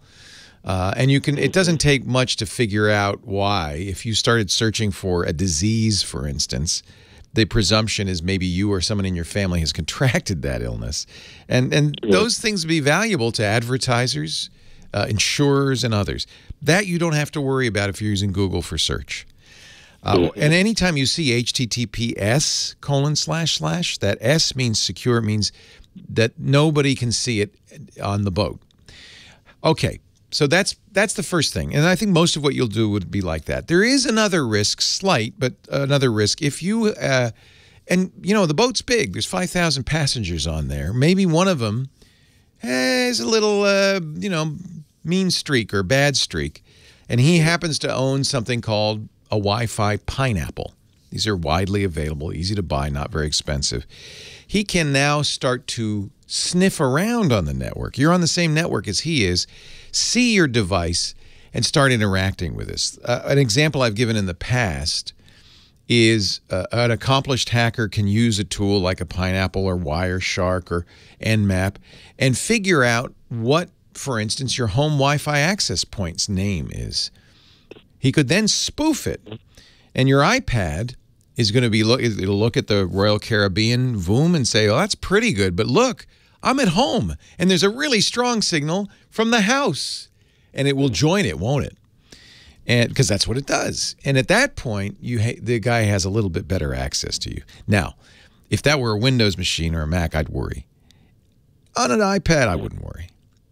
So I did bring, when we were, we went on the Anthem of the Seas about a year and a half ago, and I did bring one of these tiny hardware firewalls, and I set it up, and I was the only one using it. I couldn't get my family to use it. So we have software VPN on our on my iPhone and on our iPad, but I just didn't know whether I know these things can happen. It's pretty theoretical. True probability. It's pretty theoretical. If for instance first of all, iPad's much more secure than a general purpose operating system. Second, make sure, just check every once in a while. Am I still on VOOM? Or am I on free internet? don't join the free. Do you think I would need to make my iPad and iPhone forget my home? That actually, if you don't mind re-entering those passwords when you get home, that is not a bad idea. That's what I think we'll do. We'll just forget it, and you should see my home password. It's ridiculous. Good man. Good man. So, thank you so much for your help, and I listened to you. I've been with you since the Tech TV days. Thank you. And I will be coming to visit you sometime soon. Next time we go to Great, Charles. I will plan to come on. Great. Are you doing a Caribbean cruise on Harmony? We're going to Labadee, Haiti. We're going to San Juan, Puerto Rico, and then to St. Martin. Love San Juan. I love St. Martin. Oh, you're going to have a great time. And those ships are an amusement park in and of themselves. They're just amazing. I can't wait. Have a great time. Can't wait. My one tip, if you can, at one point, as many times as you can, go to the paid restaurants, because they have some wonderful food in the paid restaurants, but you do have to pay a little. I got three reservations set up. We're going to go to Chops and then two others. I loved Chops. Loved Chops. Yeah. Have a great time. Thank you, sir. All right. Take care. Bye-bye. Yeah, this is it's a challenge for me because I don't want to make you paranoid. I really don't. And it's easy if you read articles. There was a really great article, we'll put a link in the show notes, written by a Dutch newspaper about what a bad guy can do if you and he are both on the same open Wi-Fi access point. And it really scared the jeebers out of me. It was, wow. I had no idea. And nevertheless, it's not, it's probably just more malicious and little petty annoyances than anything else, and it's unlikely. The problem with using a VPN is it slows you down appreciably.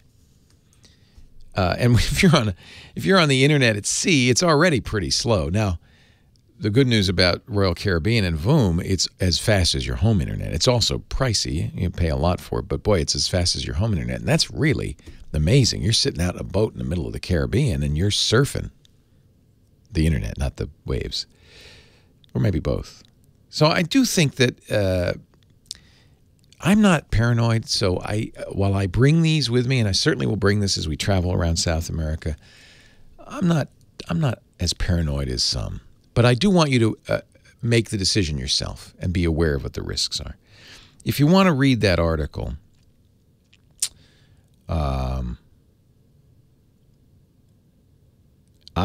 if you want to read that article, I'll put it at the website. This is where we put all that stuff, techguylabs.com. And I'll have to find the link, but we'll put it up there. James will put it up there in a little bit. Jocelyn in Elizabeth, New Jersey. Hey, Jocelyn, Leo Laporte, the tech guy. Hi, Leo. Hey, Jocelyn. That's okay. I was, of course, I know. We keep you on hold for an hour. You wander off. I don't blame you at all. It's fine with me. What can I do for you? I have a sort of weird question. I am trying to move from where I live now, and the housing stock in Elizabeth is kind of old. Yeah. So there's a lot of plaster and lath and stuff. Yeah. So as I am looking for a new place to live, is there a way for me to figure out how strong the Wi-Fi would be there? Inside the house? Yes. That's an interesting question. It's very important to have internet. You could do it. Yeah, it is. Believe me, I don't move anywhere. I don't have high-speed internet. So the first thing I always do is check the reviews of internet in that neighborhood, in that area. And DSL Reports has a great bunch of reviews, dslreports.com. But that doesn't tell you how the Wi-Fi will work inside. And you're right. Sometimes plaster and lath walls lath and plaster will not transmit very well. They may even have horsehair in them. And the worst thing, of course, is metal. And so any construction that has metal in the walls is really going to be death to Wi-Fi. The only way I can actually think you could do this is going over with the realtor and saying, I'm going to plug in my Wi-Fi access point now. Now, you don't need to have it connected to the internet. Okay, just plug it in. And then you need on your phone, and this doesn't work with iOS, it'll only work with Android or a computer, you could do this. If you have a computer with Wi-Fi or an Android phone with Wi-Fi, there are Wi-Fi analyzer programs. And what you'll do is you will launch that program standing next to your Wi-Fi router. You'll see it. It'll be loud and strong. You're not on it for the internet. You're just seeing how strong the signal is. And then you wander around and you see how far down the signal goes. If it gets below, say, let me look up some numbers that you'll want a minimum of. But you'll see as it declines. And if it gets too low or it gets lower than the neighbors, then you're going to have a problem. And that's where the mesh Wi-Fi solutions are often the best choice. Leo Laporte, the tech guy. Actually, let me tell you one thing that might solve your whole issue is there are mesh Wi-Fi routers. I use one for exactly this situation, and I like it a lot, called Plume, P-L-U-M-E. And the way you do this, Jocelyn, is you put a Plume in every room, which makes it a little more expensive. They're $49 each. But if you put a Plume in every room, then you're going to have good Wi-Fi. It doesn't have to go through the walls particularly. So do they use the electrical outlet? No. Yes, you plug them in an electrical outlet, but they're not using the power line networking. They're just using Wi-Fi. But they have a strong back channel. And the reason, if you put it in every room, that you don't have to worry so much about the walls is they're close enough. They're within 10 feet of each other, right? And so they'll form a network that will, for instance, let's say your bedroom is next to the bathroom and you've got a Plume in each. Your bedroom won't have to go all the way to the Wi-Fi router. It'll go to the bathroom and get its Wi-Fi from there. Okay. So the Plume is really good for solving these issues. And you're right. You're now asking about something called power line networking, which can also be used. Although in older homes that may not be as good a solution. Here we still have there are homes with knob and tube wiring. Yes, and also because really the outlet. Elizabeth has some knob and tube, so that may not be ideal for updated. Yeah, if you have relatively modern wiring, like in the last 50 years. Power line networking can also work, and that goes right through walls because it uses your power, your power wiring for networking. But it's not as fast. But those work too. And I've used devices from a company called TP-Link. You plug the first one in next to your router, next to your modem. It hardwires to your modem, and then it plugs into the wall and it goes through the electrical wiring, and then you plug another one in where you want Wi-Fi. And it goes through the wiring to the Wi-Fi, and then it's Wi-Fi in that room. And that might solve as well. Perfect. Yeah. So, I love the idea of taking my router. Yeah, bring your router. It doesn't have to be your router. It can be just some router that you got lying around, and it doesn't have to connect to the internet. You're just seeing how the radio waves propagate. Yeah, and I'm an Android person, so I was Perfect. checking in the house the current apartment, because I'm near a node for our cable open Wi-Fi. Nice. It's sitting too far back in the bedroom. Yeah. I'll fall off of my network and go to their network. That drives me crazy. Yes. I don't want to be on the Xfinity Wi-Fi at all. Be on my little secure network, and then I know. So I use on Android an open source program called Wi-Fi Analyzer. It's free. It's from VREM Software. VREM Software Development, and it's open source, which I like, and it gives you a lot of information. You can get a graph or you can get a signal. I'm not sure what the minimum signal would be. You probably want to be 50, I would say 50 or 60 dB or lower. Because it's going to, by the way, the higher the number, the weaker the signal, because it's a negative number. So that's a little confusing. Yes. But you want to be, I would say 60 dB, minus 60 dB or lower. But this Wi-Fi analyzer will show you, and the other thing you're looking at is the neighbors. And you don't ever want to be lower than the neighbor's Wi-Fi. That's what you've got there with the cable company, right? And I don't want to take them off of my system, off of my phone or my. Because you use it when you move around. I understand. Yeah, I have the same issue. Xfinity Wi-Fi pops up, and I don't want to ever be on it at home, but I might when I'm traveling around town. So yeah, I would say if it's minus 70 would probably never be higher than that, but minus 60 probably is really where you want to be, or lower. Minus 60, 50, 30, 40, like that. Okay. I knew you would know because internet is important to you. Every once in a while I get a call from somebody who says, I moved to a house, there's no internet. I thought, what are you, nuts? Well, you must really like that house, because I don't care how nice a house is. If I can't get high speed, 100 megabit or better internet, I'm not moving there. And this is key to the search. Yeah. Absolutely. Good for you. I don't blame you. Oh, yeah, because I will die without it. Jocelyn, I hope you find a perfect house. Thank you so much. My pleasure, Jocelyn. Take care. Have a great trip. Thank you. So excited. Bye-bye.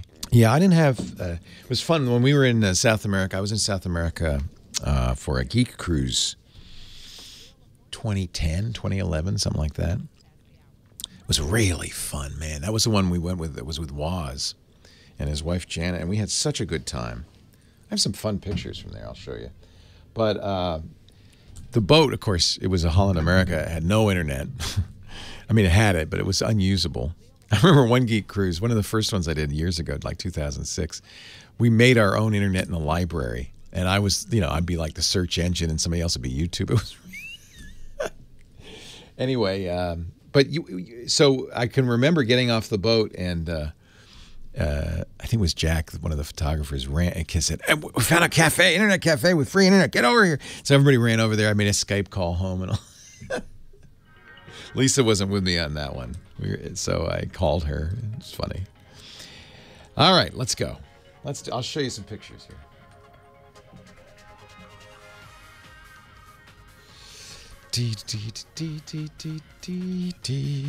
We'll continue to take calls, too, after the hour. Well, hey, how are you today? Leo Laporte here, the tech guy. Time to talk computers, the internet, home theater, digital photography, virtual reality, augmented reality, anything with a chip in it. Not real reality. No, we don't talk about that at all. 8888 Ask Leo.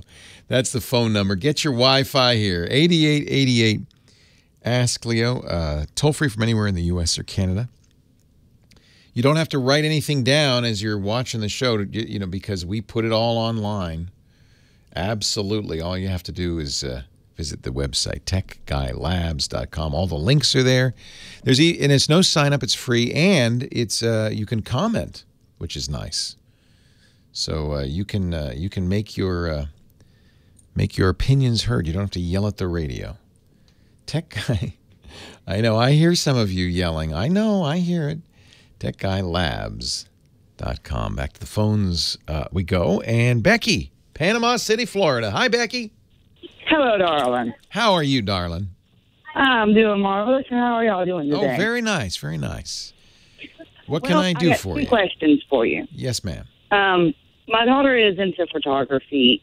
I mean, majorly. From the time she was able to hold a camera, she is to take pictures. That's awesome. How old is she now? She just turned 17 on the 2nd of this month. Perfect. She got great time to get her really into it. Do you think she might want to do it as a profession? Well, she just got hired at Romo Photo. Nice. Doing photography, but she needs a faster camera. She's got a Canon RXP. Very nice camera. Those are little point and shoots, though. And she's got like 2 lenses for it, but she needs one like a little faster for what she's doing. Yeah. And I have no clue what to get, and I got 2 kids, so it needs to be kind of like a midway price. Oh, aren't you sweet, though? Oh, don't tell everybody that. So ruin my reputation. So tell me the model number again. It's a Canon RXP.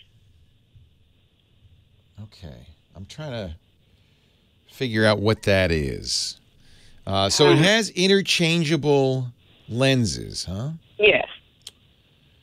They make, so this is what's puzzling me. They make a series of cameras, the RX100, Mark 1, 2, 3, and 4, that are point and shoots. That's what I thought you were talking about. But if No, this is a digital, and it's got like the, I'm not tech savvy at all. You take the lens off, you can put a different lens on. Yes. So Canon has a standard mount, but it is, you are going to want to get a lens that matches that camera. Mm-hmm. And I just don't know what an Canon RXP or T as in Tom?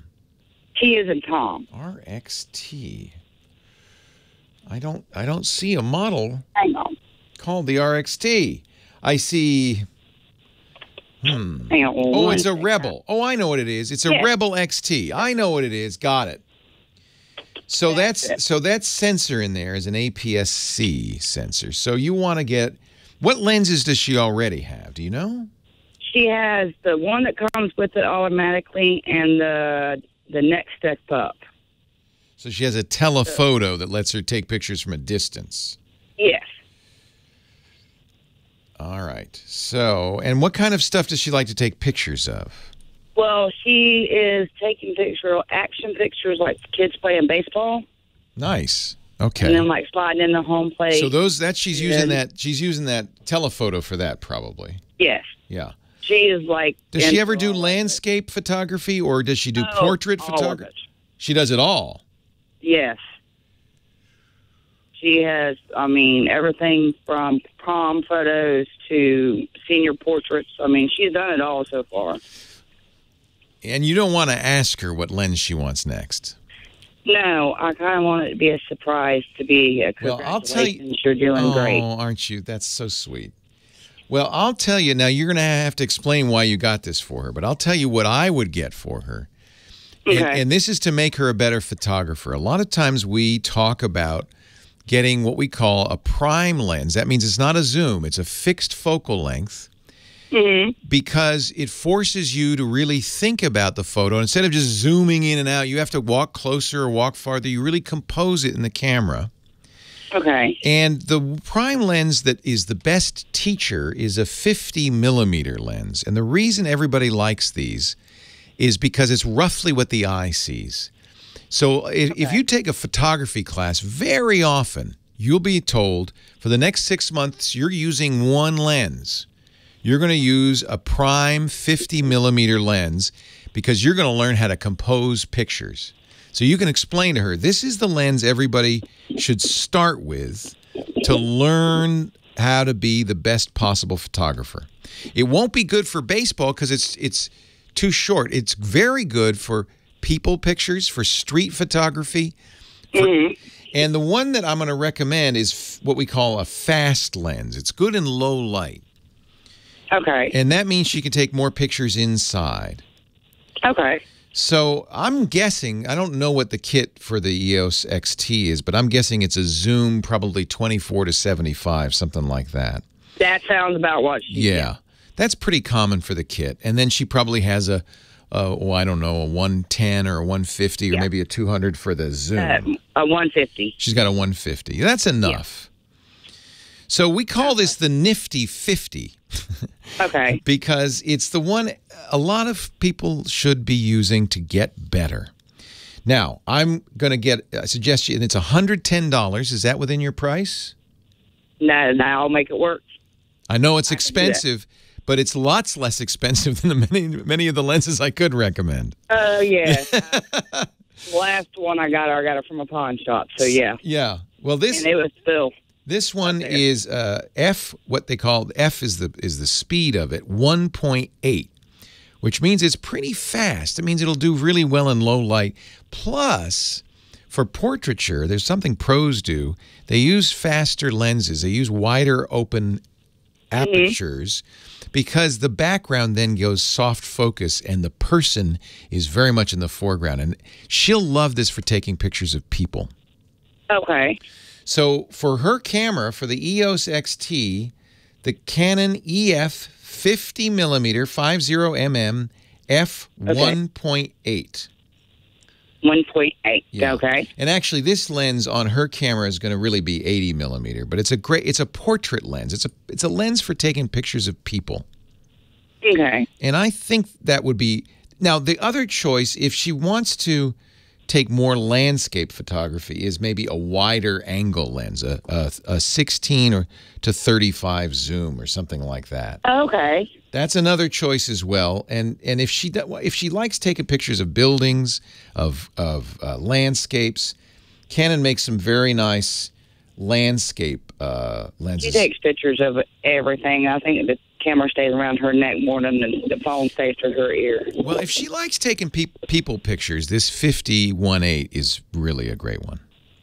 Awesome. Really a great one. Thank you so much. You're very welcome. Be able to surprise her. Oh, I am so proud of her. So she's graduating from high school? No, she got one more year in high school. So she's a junior. Okay, she's a rising senior. And she's been doing photography. She's been doing it on the side since she was 12, going out and taking photo shoots of people. Well, I think she'll like this, but remember, if you buy it from Amazon or your local camera store, she can always trade it in for a different one. Oh, yeah. Yeah. But this will show you've spent some time thinking about it, and you're saying, I got you a nifty 50 because everybody who's wants to be a better photographer has to learn how to shoot with a nifty 50. Me, I can't take a selfie. Well, it's good somebody's got some talent in the family. And she does. Oh, that's sweet. That's great, Becky. You're a great mom. All right. Thank you, hon. All right. Give her my best. That's great. And if she has any questions about her nifty 50, I think that's a good combination. An EOS Rebel with that 50, which is effectively 80 millimeters because it's a 1.5 multiplier. That's pretty good. Leo Laporte, the tech guy.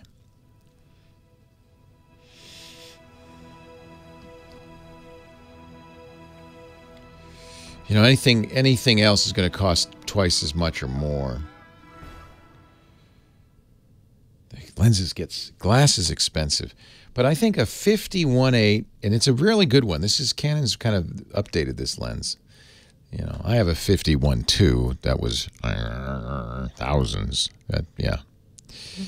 So that's why you don't really want to get a 50-1.2 until you're really, serious. I think the 50-1.8, that's fast enough. Here's a picture from the 50-1.8. This is on the Wirecutter blog. And you see how the background is kind of blurred out. And that's a pretty low light picture. So the Wirecutter likes this 1.8. They have some other recommendations. The other thing is it's small. It doesn't make the camera too bulky. It's a thrifty, nifty 50. So I'm going back and forth. I don't know if I'm going to like this or not, but this, I think, okay. So here's the problem on this trip. The train to Machu Picchu, you can only bring 8 kilograms, an 8-kilogram bag. And the rest of the stuff, which would be most of my stuff because, my luggage will be left in the hotel in Cusco. And I don't want to leave my camera or my laptop there.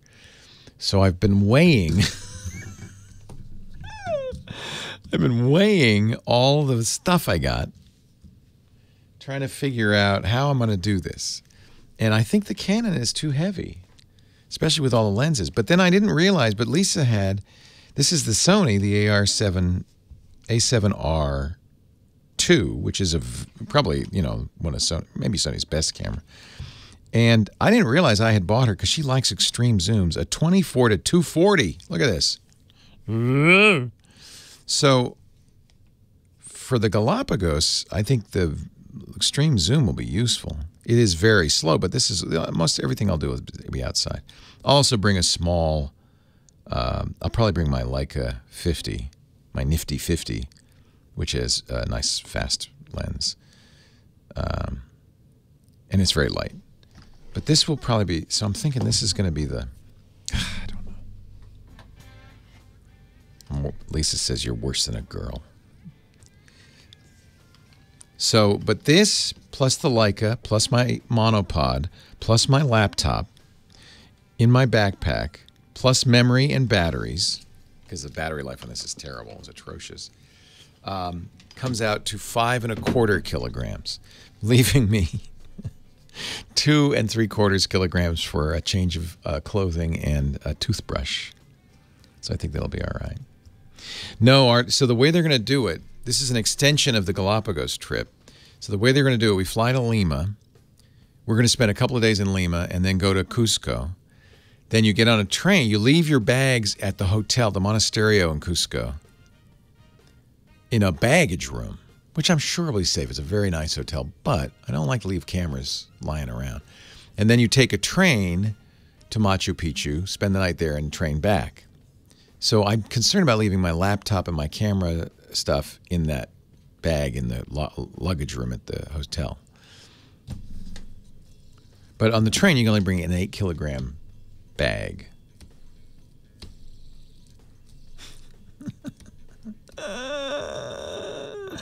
And the other thing I did, I'll tell you in the next break. I'm spending a lot of energy, way too much probably, thinking about this. Didn't get my shots yet, Dr. Mom. I don't have an appointment till Thursday. That was the best they could do. So they won't be fully effective right away. Who let the dogs in? Leo Laporte, the tech guy. 8888 Ask Leo, the phone number. Back to the phones, David in San Bernardino. Hello, David. Leo Laporte, the tech guy. Hey, how you doing, Leo? I am well. How are you? Oh, struggling a little bit here. Uh-oh. Uh-oh. What can I do to help? I got a laptop, got an Asus, and I basically do a lot of PowerPoint presentations, but I do them in Corel presentations, and I put video clips in some of the slides. Well, when I went to this new laptop, I get an error message when I try to put a video clip in that basically says it can't find the compressor. They call them a codec. C-O-D-E-C, compressor, decompressor. Do you know what format those videos were in? Some of them are in AVI. Okay, but inside the AVI, there's some compression format. I'll tell you what, it's easy to fix. So you've got to install something that will add codecs for whatever weird format that those videos were in. That's the difference, by the way. The new laptop just doesn't come with all those codecs, probably because they're proprietary and you have to pay a license fee for them. When you moved the Corel over, did you fully install it? No, I got the newer version of Corel. I got the X8. Okay. So that may be the other problem. Maybe the Corel has stopped including the older video codecs. But it's easy to install codecs. First thing I would do is go to videolan.org, videolan.org, and install VLC. Every time I set up a computer, Mac, PC, iPad, Android, I install VLC, which is the VideoLAN client. It's a video player, and it can play back pretty much every form of video ever made. And in the process of installing VLC, you install all those codecs, and they're available to other programs as well. Okay. So that's the first something thing. in Windows. Yeah, well, it's a bit of software that you need that can interpret that video. It's not the AVI. AVI is a wrapper around something else. And who knows what that original video? How did you get the video? Where was it? It was on an older video camera that I. Yeah, so older video camera probably used some weird codec like 3GP or something. That's fine. It won't do MPEGs either. Yeah, this will all get better if you install VLC. And if VLC doesn't do it, there's one step more that you can go. It's called K-Lite. K-L-I-T-E, and they make a video codec pack that includes everything under the sun. The only reason I don't say it right off the bat is I do believe, I'm not sure, but I do believe K-Lite includes some proprietary codecs without license. So just to be safe. Anyway, you'll find it at codecguide.com. The K-Lite, K-L-I-T-E, codec pack. Don't install that until you've tried VLC. VLC is legit and good, and I like it. Get it from videoland.org. You'll be fine. But if it doesn't, if you still say, it still says, I can't play it, I don't have the right compressor, then try K-Lite. If you can't play it back with K-Lite or VLC, if you've got those both installed and still won't play back, then it's damaged. Because I don't know of a codec that's not included in those two. Okay. And as I said, VLC is probably all you'll ever need. Okay? Okay, I'll get it to go. Hey, yep, I promise you this is a very common problem, and I promise you this will solve it.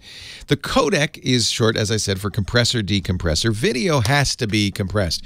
Uncompressed video, your computer couldn't do it. It's just too dense, too data rich. So we always compress video at least a little, and sometimes a lot. The most common codecs out there now are the MPEG-4 and MPEG-2 codecs and H.264. And more recently, you'll see a lot of these in the future, H.265, which supports 4K video. And so those are designations for a kind of compression-decompression technology. And, Windows comes with a pretty good set, but not everything. Nothing comes with everything. And one of the reasons they install those in VLC is the whole point of the VLC player is to play anything back. Give me video, I can play it. Jim on the line from Malden, Massachusetts. Hi, Jim. Mr. Laporte, pleasure. Pleasure talking to you. I'm a long-time listener. I love your show. Thank you. I have a quick question for you about a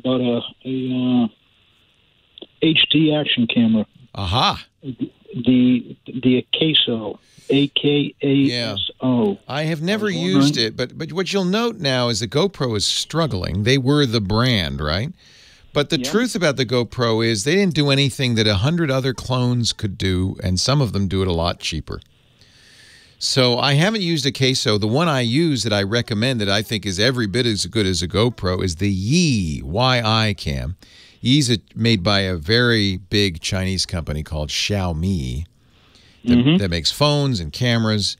I think they're very good companies. But I haven't tried the Acaso. I don't know who makes it. Now, how is it compared to the price to the GoPro? Because I know the Acaso is really cheap, isn't it? Look at that. Wow.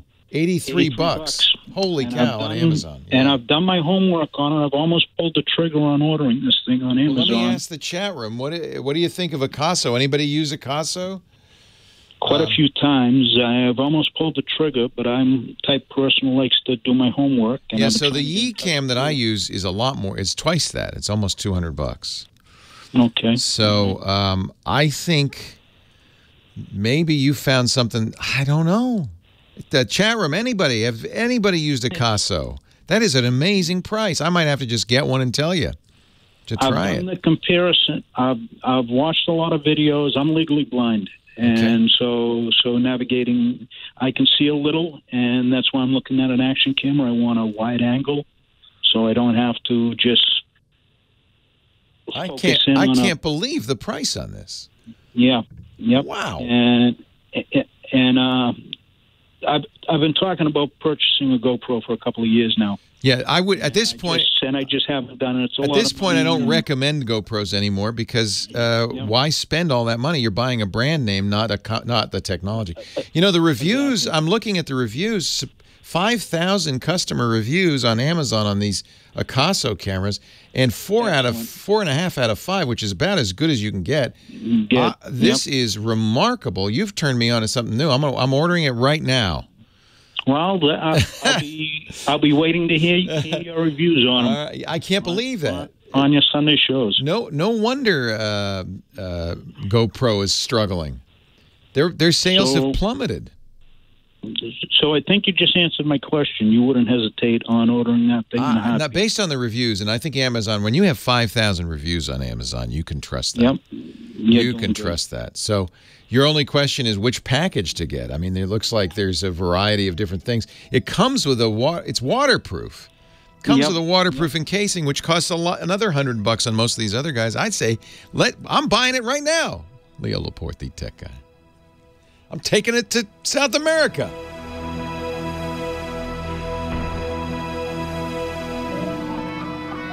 Comes with 2 batteries. This just shows you why GoPro is just in trouble. Holy cow. So anybody in the chat room use this? Have they used this? It's 4K, 12 megapixels, 170-degree wide angle.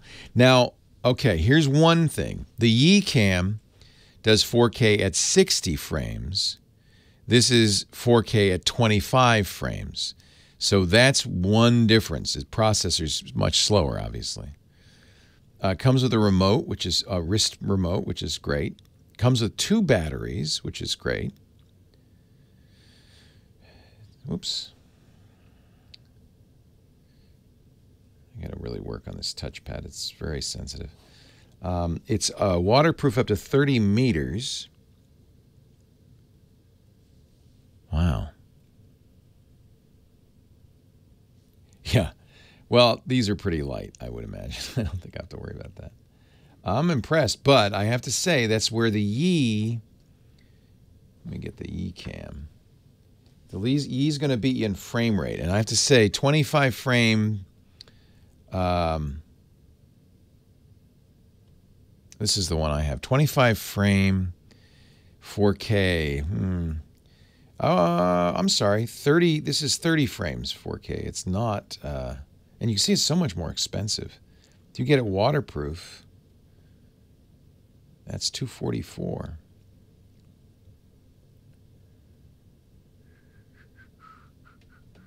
Might be a better sensor. Certainly a better processor because it's 12 megapixels. It's got a bigger battery. See, this I already have, so I don't know. And I have been very impressed with this.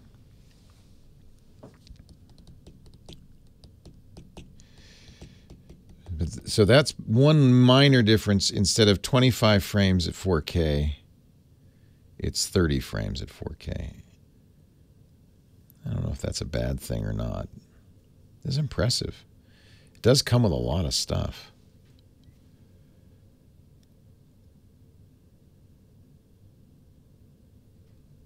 I like the waterproof. I bought, when I bought my Yi, I bought a kit, so I got every kind of strap and closure and all that stuff. Nice thing, a Ycam has that threaded for tripod. I'm sure this does too, but let's see.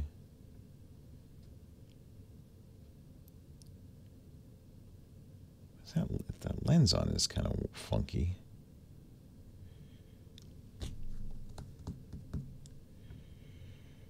Well, I would guess that you're going to get somewhat better on the Ycam, a better processor and a better sensor. It's using a Sony sensor.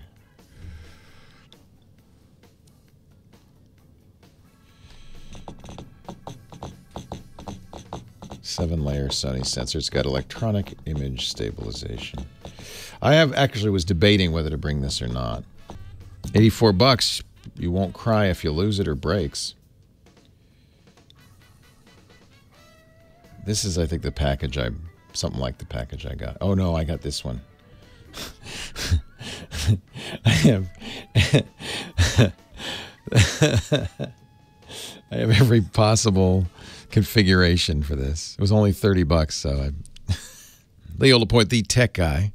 Got to thank our musical director, Michael Cosio, doing a great job today, spinning the wax. He's got stacks of wax there in the studio.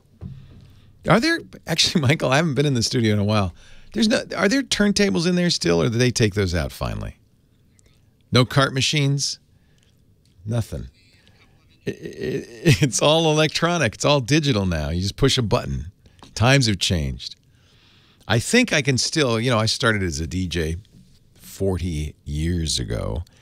I think I can still probably queue up a record in my sleep in about 2 seconds. I should try it. If I could find a turntable, I would. Ron on the line from Culver City, California. Hi, Ron. Leo Laporte. Hi. Guy. Yeah. Hi, Leo. Hi, Leo. Hi. Yeah, I'm calling about I have a Yahoo Mail account that I've had for 10 years. Time to move on, I think. Yeah, exactly. I've got a notice from them and a deadline of June 7th. And, they're making you move on. Yeah. Holy cow. And I've never moved on. This is the only kind of email account I've had, so I don't know where to go. And especially the main thing, Leo, is I don't want to lose. I have 10 years worth of emails. A couple. Well, start now because you only have a little time to suck that email up. Here's what I would do. I would get a Google Mail account, very similar to Yahoo Mail. They kind of took one of the reasons Yahoo Mail, I didn't realize it was being shut down, but one of the reasons, if it is because Google Mail does such a better job with the same idea. It's web-based still. You can use a browser. You don't have to, though. You can use your mail client on your desktop computer or on your tablet and get your mail too. Google Mail has far superior spam protection than Yahoo, so you'll see a lot less spam. Okay. It's much more secure. One of the problems I've had with Yahoo Mail for many years is, frankly, it's been highly insecure. And I always suspected that, and then we found out that 500 million accounts had been hacked. And Yahoo neglected to tell anybody. Right. Remember that? Yeah, yes, I do. Yes. So proving what I'd always suspected, that something was wrong with Yahoo Mail. So you'll be able to move it. Now, one of the advantages Google Mail is going to have for you is in the settings, and you'll go to the pop and email settings on the Google Mail. It's free. To which one? Say it again, please. It's free to set this up. Yeah. If you probably already have a Google account, but if you don't, you'll be creating one. It's Google Mail at gmail.com.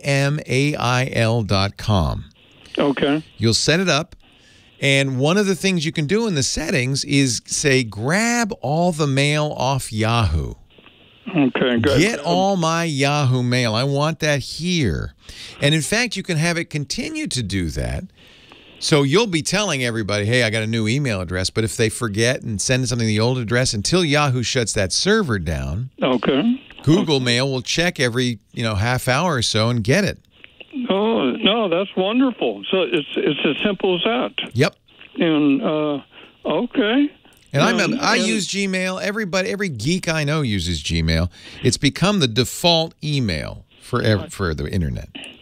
I see. So just tell everybody I know that I've switched to Gmail. And yeah, you'll have to do that. There's one other finesse. I don't think you need to do this. I don't think you're going to do it or want to do it. But if somebody who sticks with Yahoo Mail for 10 years is probably not inclined to do a lot of fussing and feuding. But one little finesse that I recommend to anybody who this happens, you move email providers. It's really annoying to have to change, and tell everybody, hey, I've got a new address. A better way to go is to register a domain name for yourself.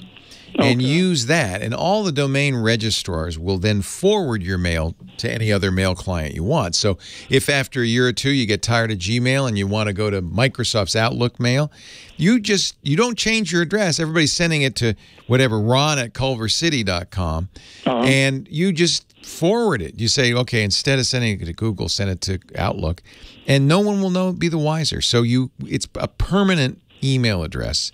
The only negative of this is there's two. One is, it's a little complicated. You got to set it up. And the other is you got to pay usually around $10 a year to own a domain name. But owning your own domain name is nice. Eventually you could set up a website. It makes your mail feel more professional. Like so if you wanted to get fancy, it wouldn't be, that would be a way to do it. But you don't need to do that. You can probably, now my other advice is when you do set up your Gmail account, don't use ron@gmail or anything too easy and too obvious. Okay. Make it a little bit obscure. I know that's a pain for your correspondence, but the problem is there's one poor guy has, I think, joe@aol.com. And he can't use it anymore because it's just inundated with spam. Because one of the things spammers do is they take a common domain like gmail.com and then they just use all the common names. And you get more spam if you do something fun like Ron the crazy guy at gmail.com. You'd be a little bit better, and you can make it memorable for your correspondence. Oh, okay, okay. Yep. Oh, that sounds like fun. Jay. Have fun, yeah. No, see, I didn't think you could. You could make me laugh today. I've been really stressed out about this. Oh yeah, don't be stressed out. You're actually making a step up. Gmail is so much better than Yahoo Mail. Okay, and like you said, just once again, but just simply when I set up the account, just tell them please grab all my thousands of old Yahoo Mail, and they'll do that. This will be a little tricky. You have to go into the Gmail settings, and you have to know the settings for the Yahoo servers. But you can Google search that, Yahoo server settings. In fact, Gmail has a help page that says, here's how you move from Yahoo. I bet you if you Googled moving from Yahoo to Gmail, you will find a page that will tell you everything you need to know. Okay. Yep, okay. I just found it. There's lots of people writing this. Yeah, well, thank you so much. Like I said, it's just like 10 days from now. There's now, let me ask you this. Are you getting it through an internet service provider? Is that where you get it? Or yes, through AT&T. AT&T. Okay, so what's happening probably is that AT&T, I don't think Yahoo Mail's going out of business. That makes sense because you know why? Yahoo was purchased by Verizon. AT&T does not like that. Right, I see. Okay. So their AT&T is severing their tie to Yahoo Mail. I see. That's so. I didn't want to scare people who use Yahoo Mail on other servers. I don't think it's going away. Oh, okay. Yeah. Okay, but in my case, you should move anyway. I would have told you this 10 years ago. Yeah. Okay. I wish I would have called you 10 years ago. Yeah. A little slow on the draw, but no problem. And the good news is I don't think Google's going out of business or being sold anytime soon. Yeah. No, wonderful news. Wonderful news. Hey, it's good to talk to you, Ron. Thanks. Yeah, great. You take care. You too. See you later. Yeah, you could go to a domain registrar. GoDaddy's very well known. I use one called Hover. They're a sponsor, but I also prefer them. HOVER.com. And you can set up a domain name. I have a variety of them, including LeoLaporte.com. And for years, I couldn't get Leo Laporte. Somebody else had it, so I used Leoville.com. I have a lot of domain names because they're cheap and easy to register, and I kind of go crazy a little bit. And so pick one that you like. LaporteFamily.com would be, or yourfamilyname.com. And then register it, and then you can tell Hover or GoDaddy. And from now on, whenever mail comes here, send it over to Google Mail. That way you'll never change your address again. You could change the forwarding anytime if you change providers, but you'll never have to change the address again. Leo Laporte, the tech guy. Yeah, that makes sense. I'm not surprised to hear that AT&T isn't going to use Yahoo. You're loving the Barry White today, aren't you, Michael? Oh, this is Isaac Hayes. This is Shaft. Shut your mouth. I'm talking about Shaft. Leo Laporte, the tech guy. I can still see Isaac Hayes at the Academy Awards. Remember this? You have to be pretty old. Remember this? Coming out with his chain shirt in the fog machine, playing the synthesizer there. If you've never seen it, I'm sure it's on YouTube. 8888 Ask Leo. Oh, we're winding up the day. I can't believe it. Let's go. By the way, if you're on the line, hang on the line.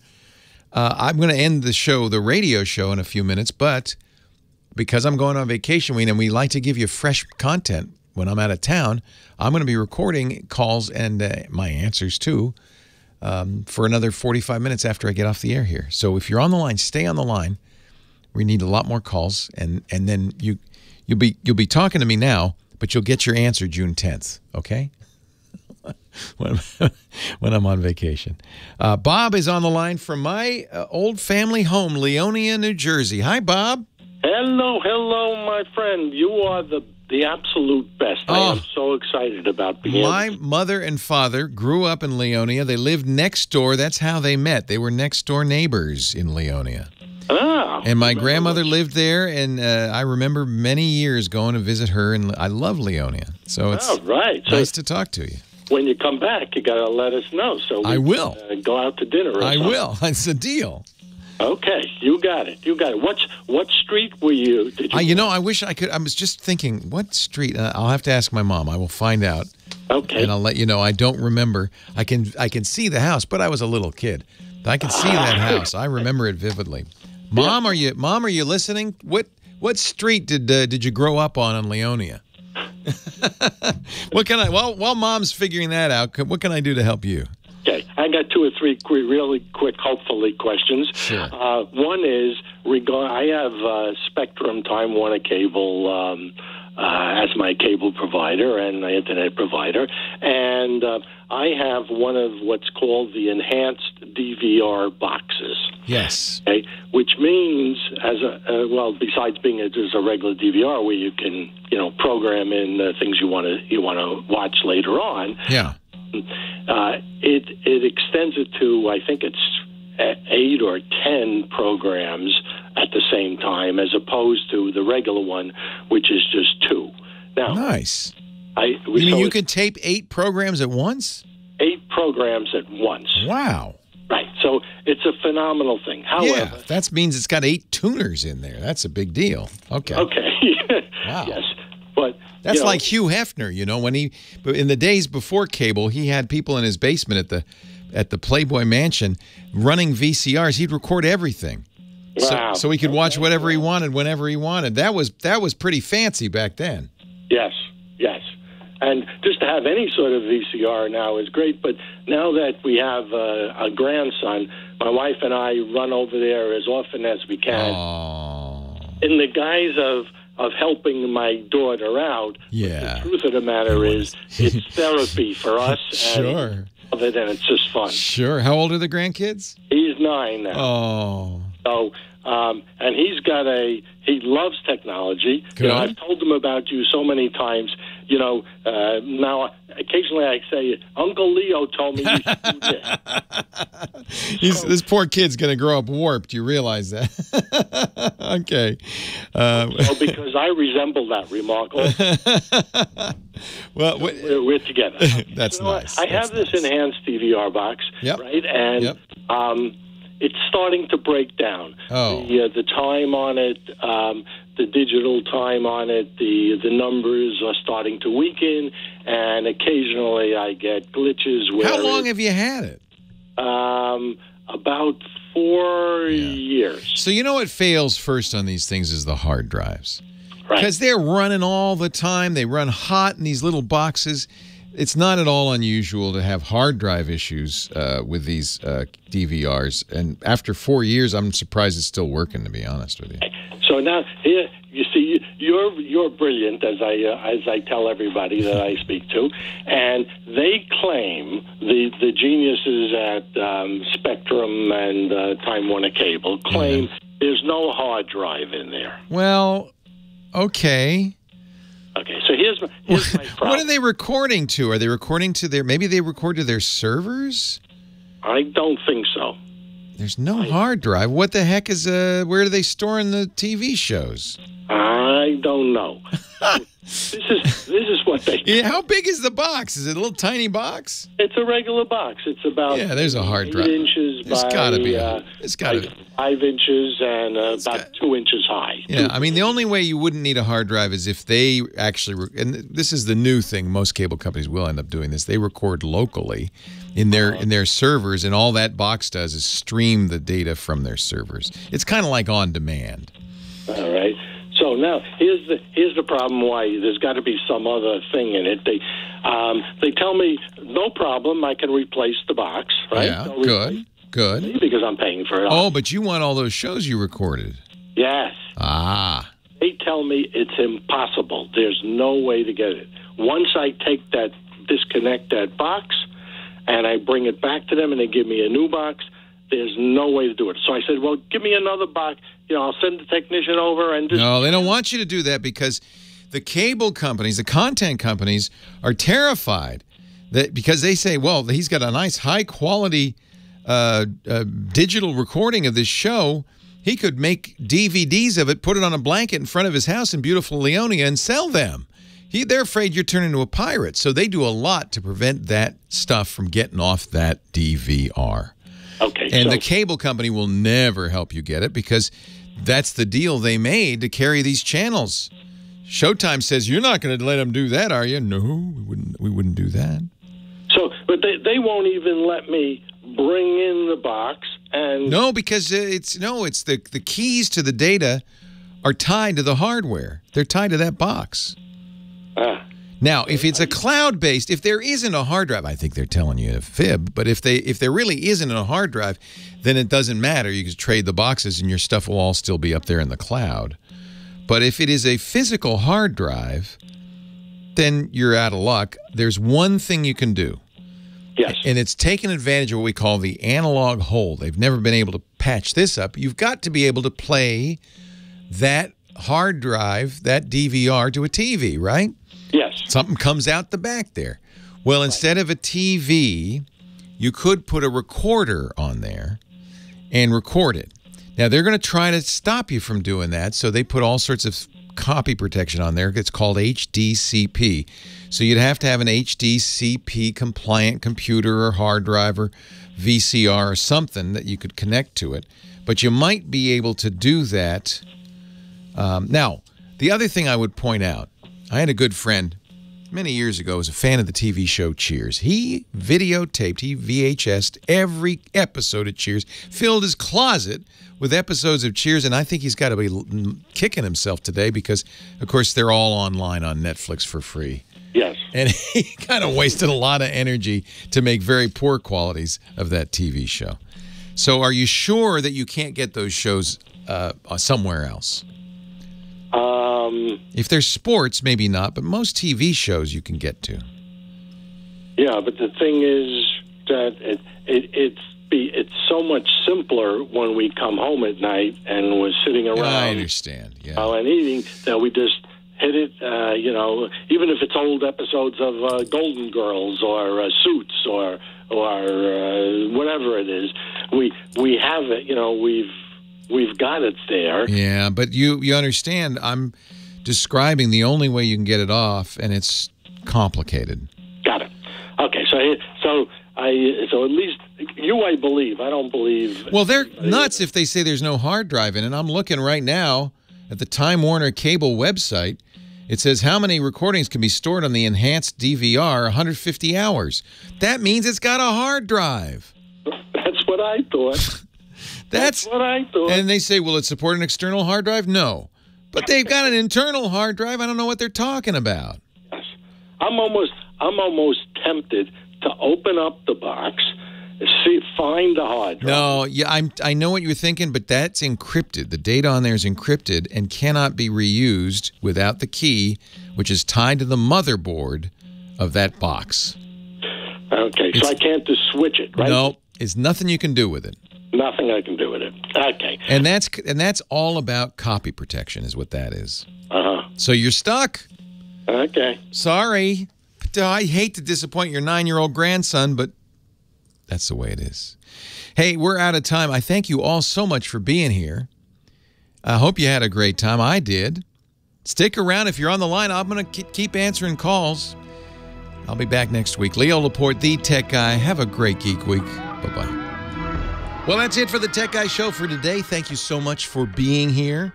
And don't forget, it's just the tip of the iceberg. We do nearly 30 shows on the Netcast network. It's called TWIT, T-W-I-T. It stands for This Week in Tech, and you'll find it at twit.tv, including the podcasts for this show. We talk about Windows on Windows Weekly, Macintosh on Mac Break Weekly, iPads, iPhones, Apple Watches on iOS Today, security and Security Now. I mean, I can go on and on and on. You even get your daily dose of tech news with Tech News Today. And, of course, the big show every Sunday afternoon, This Week in Tech. You'll find it all at twit.tv. And I'll be back next week with another great Tech Guys show. Thanks for joining me. We'll see you next time.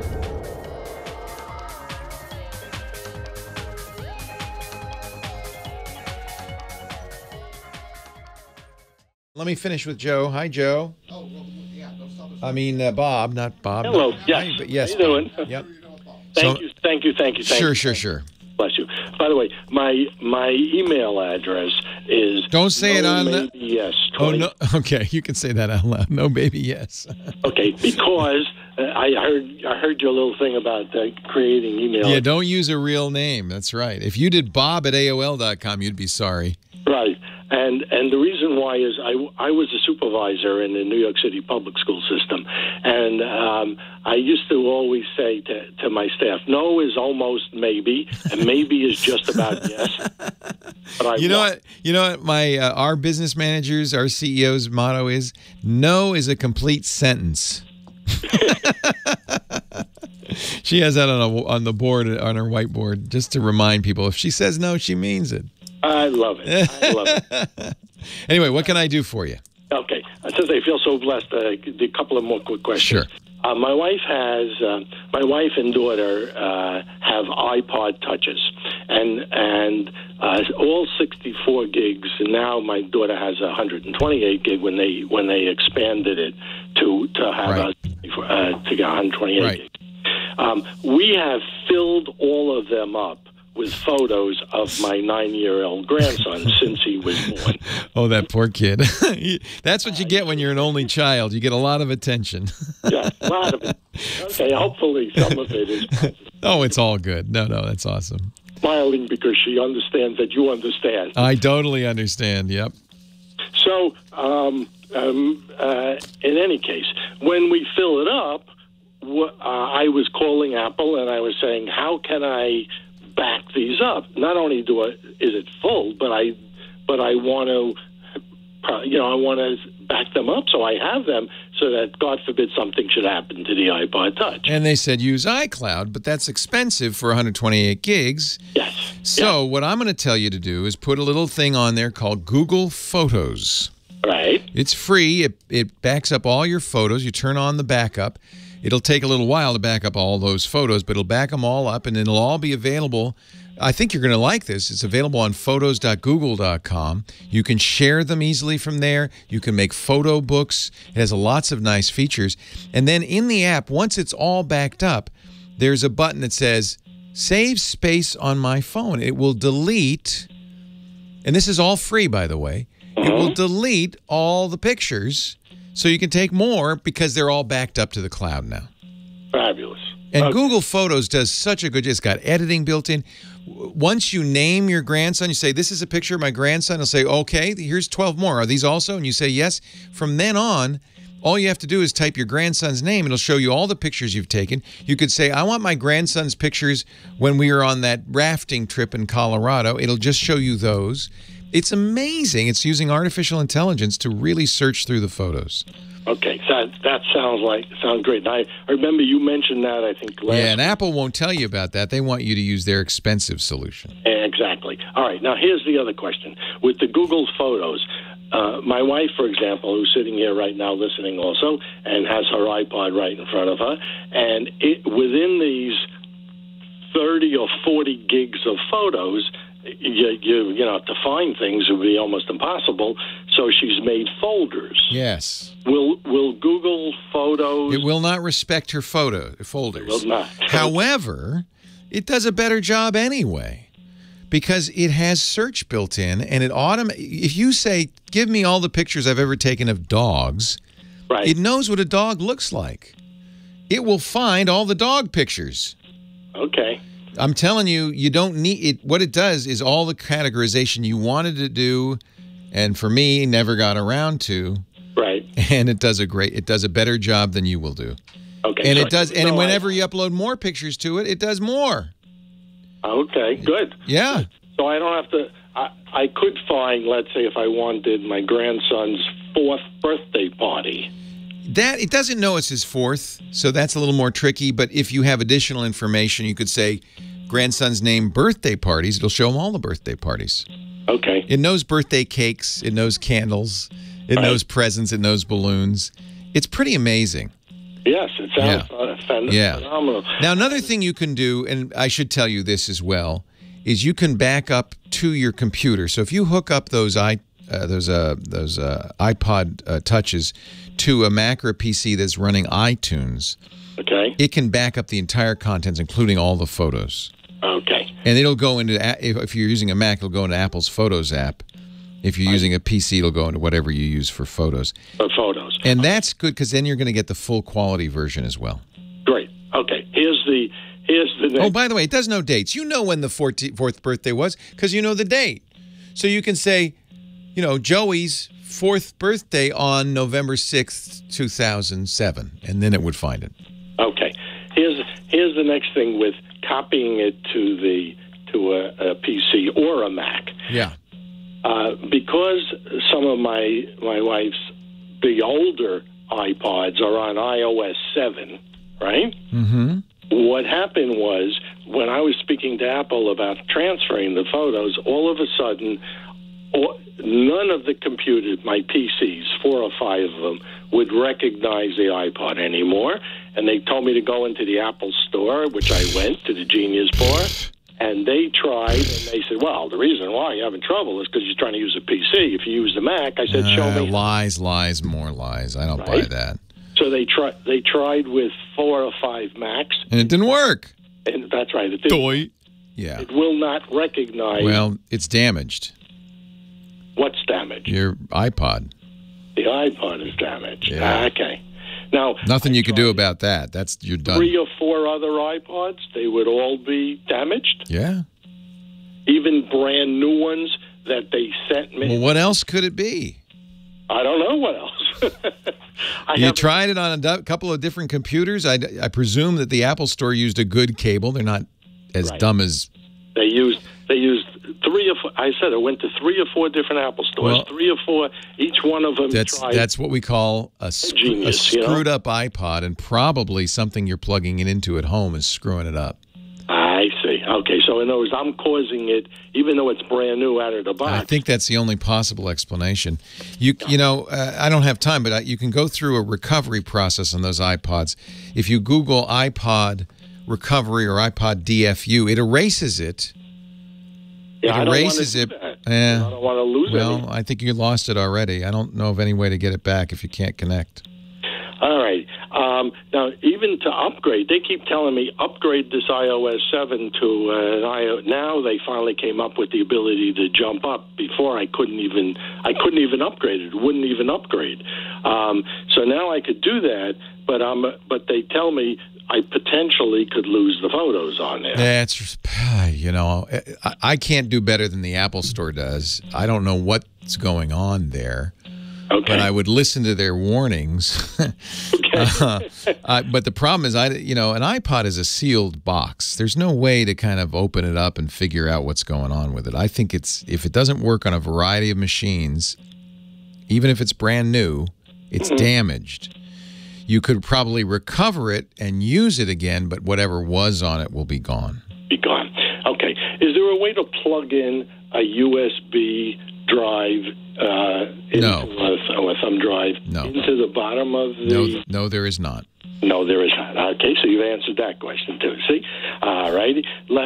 Next question. One more, because I got a lot of people waiting. Okay. One more. Let's see. Which is the most critical one? You got me, Bob. You're going to ask every question you've had over the last 5 years, right? And I have iDrive backup system, which I found really great. That was the only way I was able to get the pictures off. And good. Yeah, backup. See, this is the key.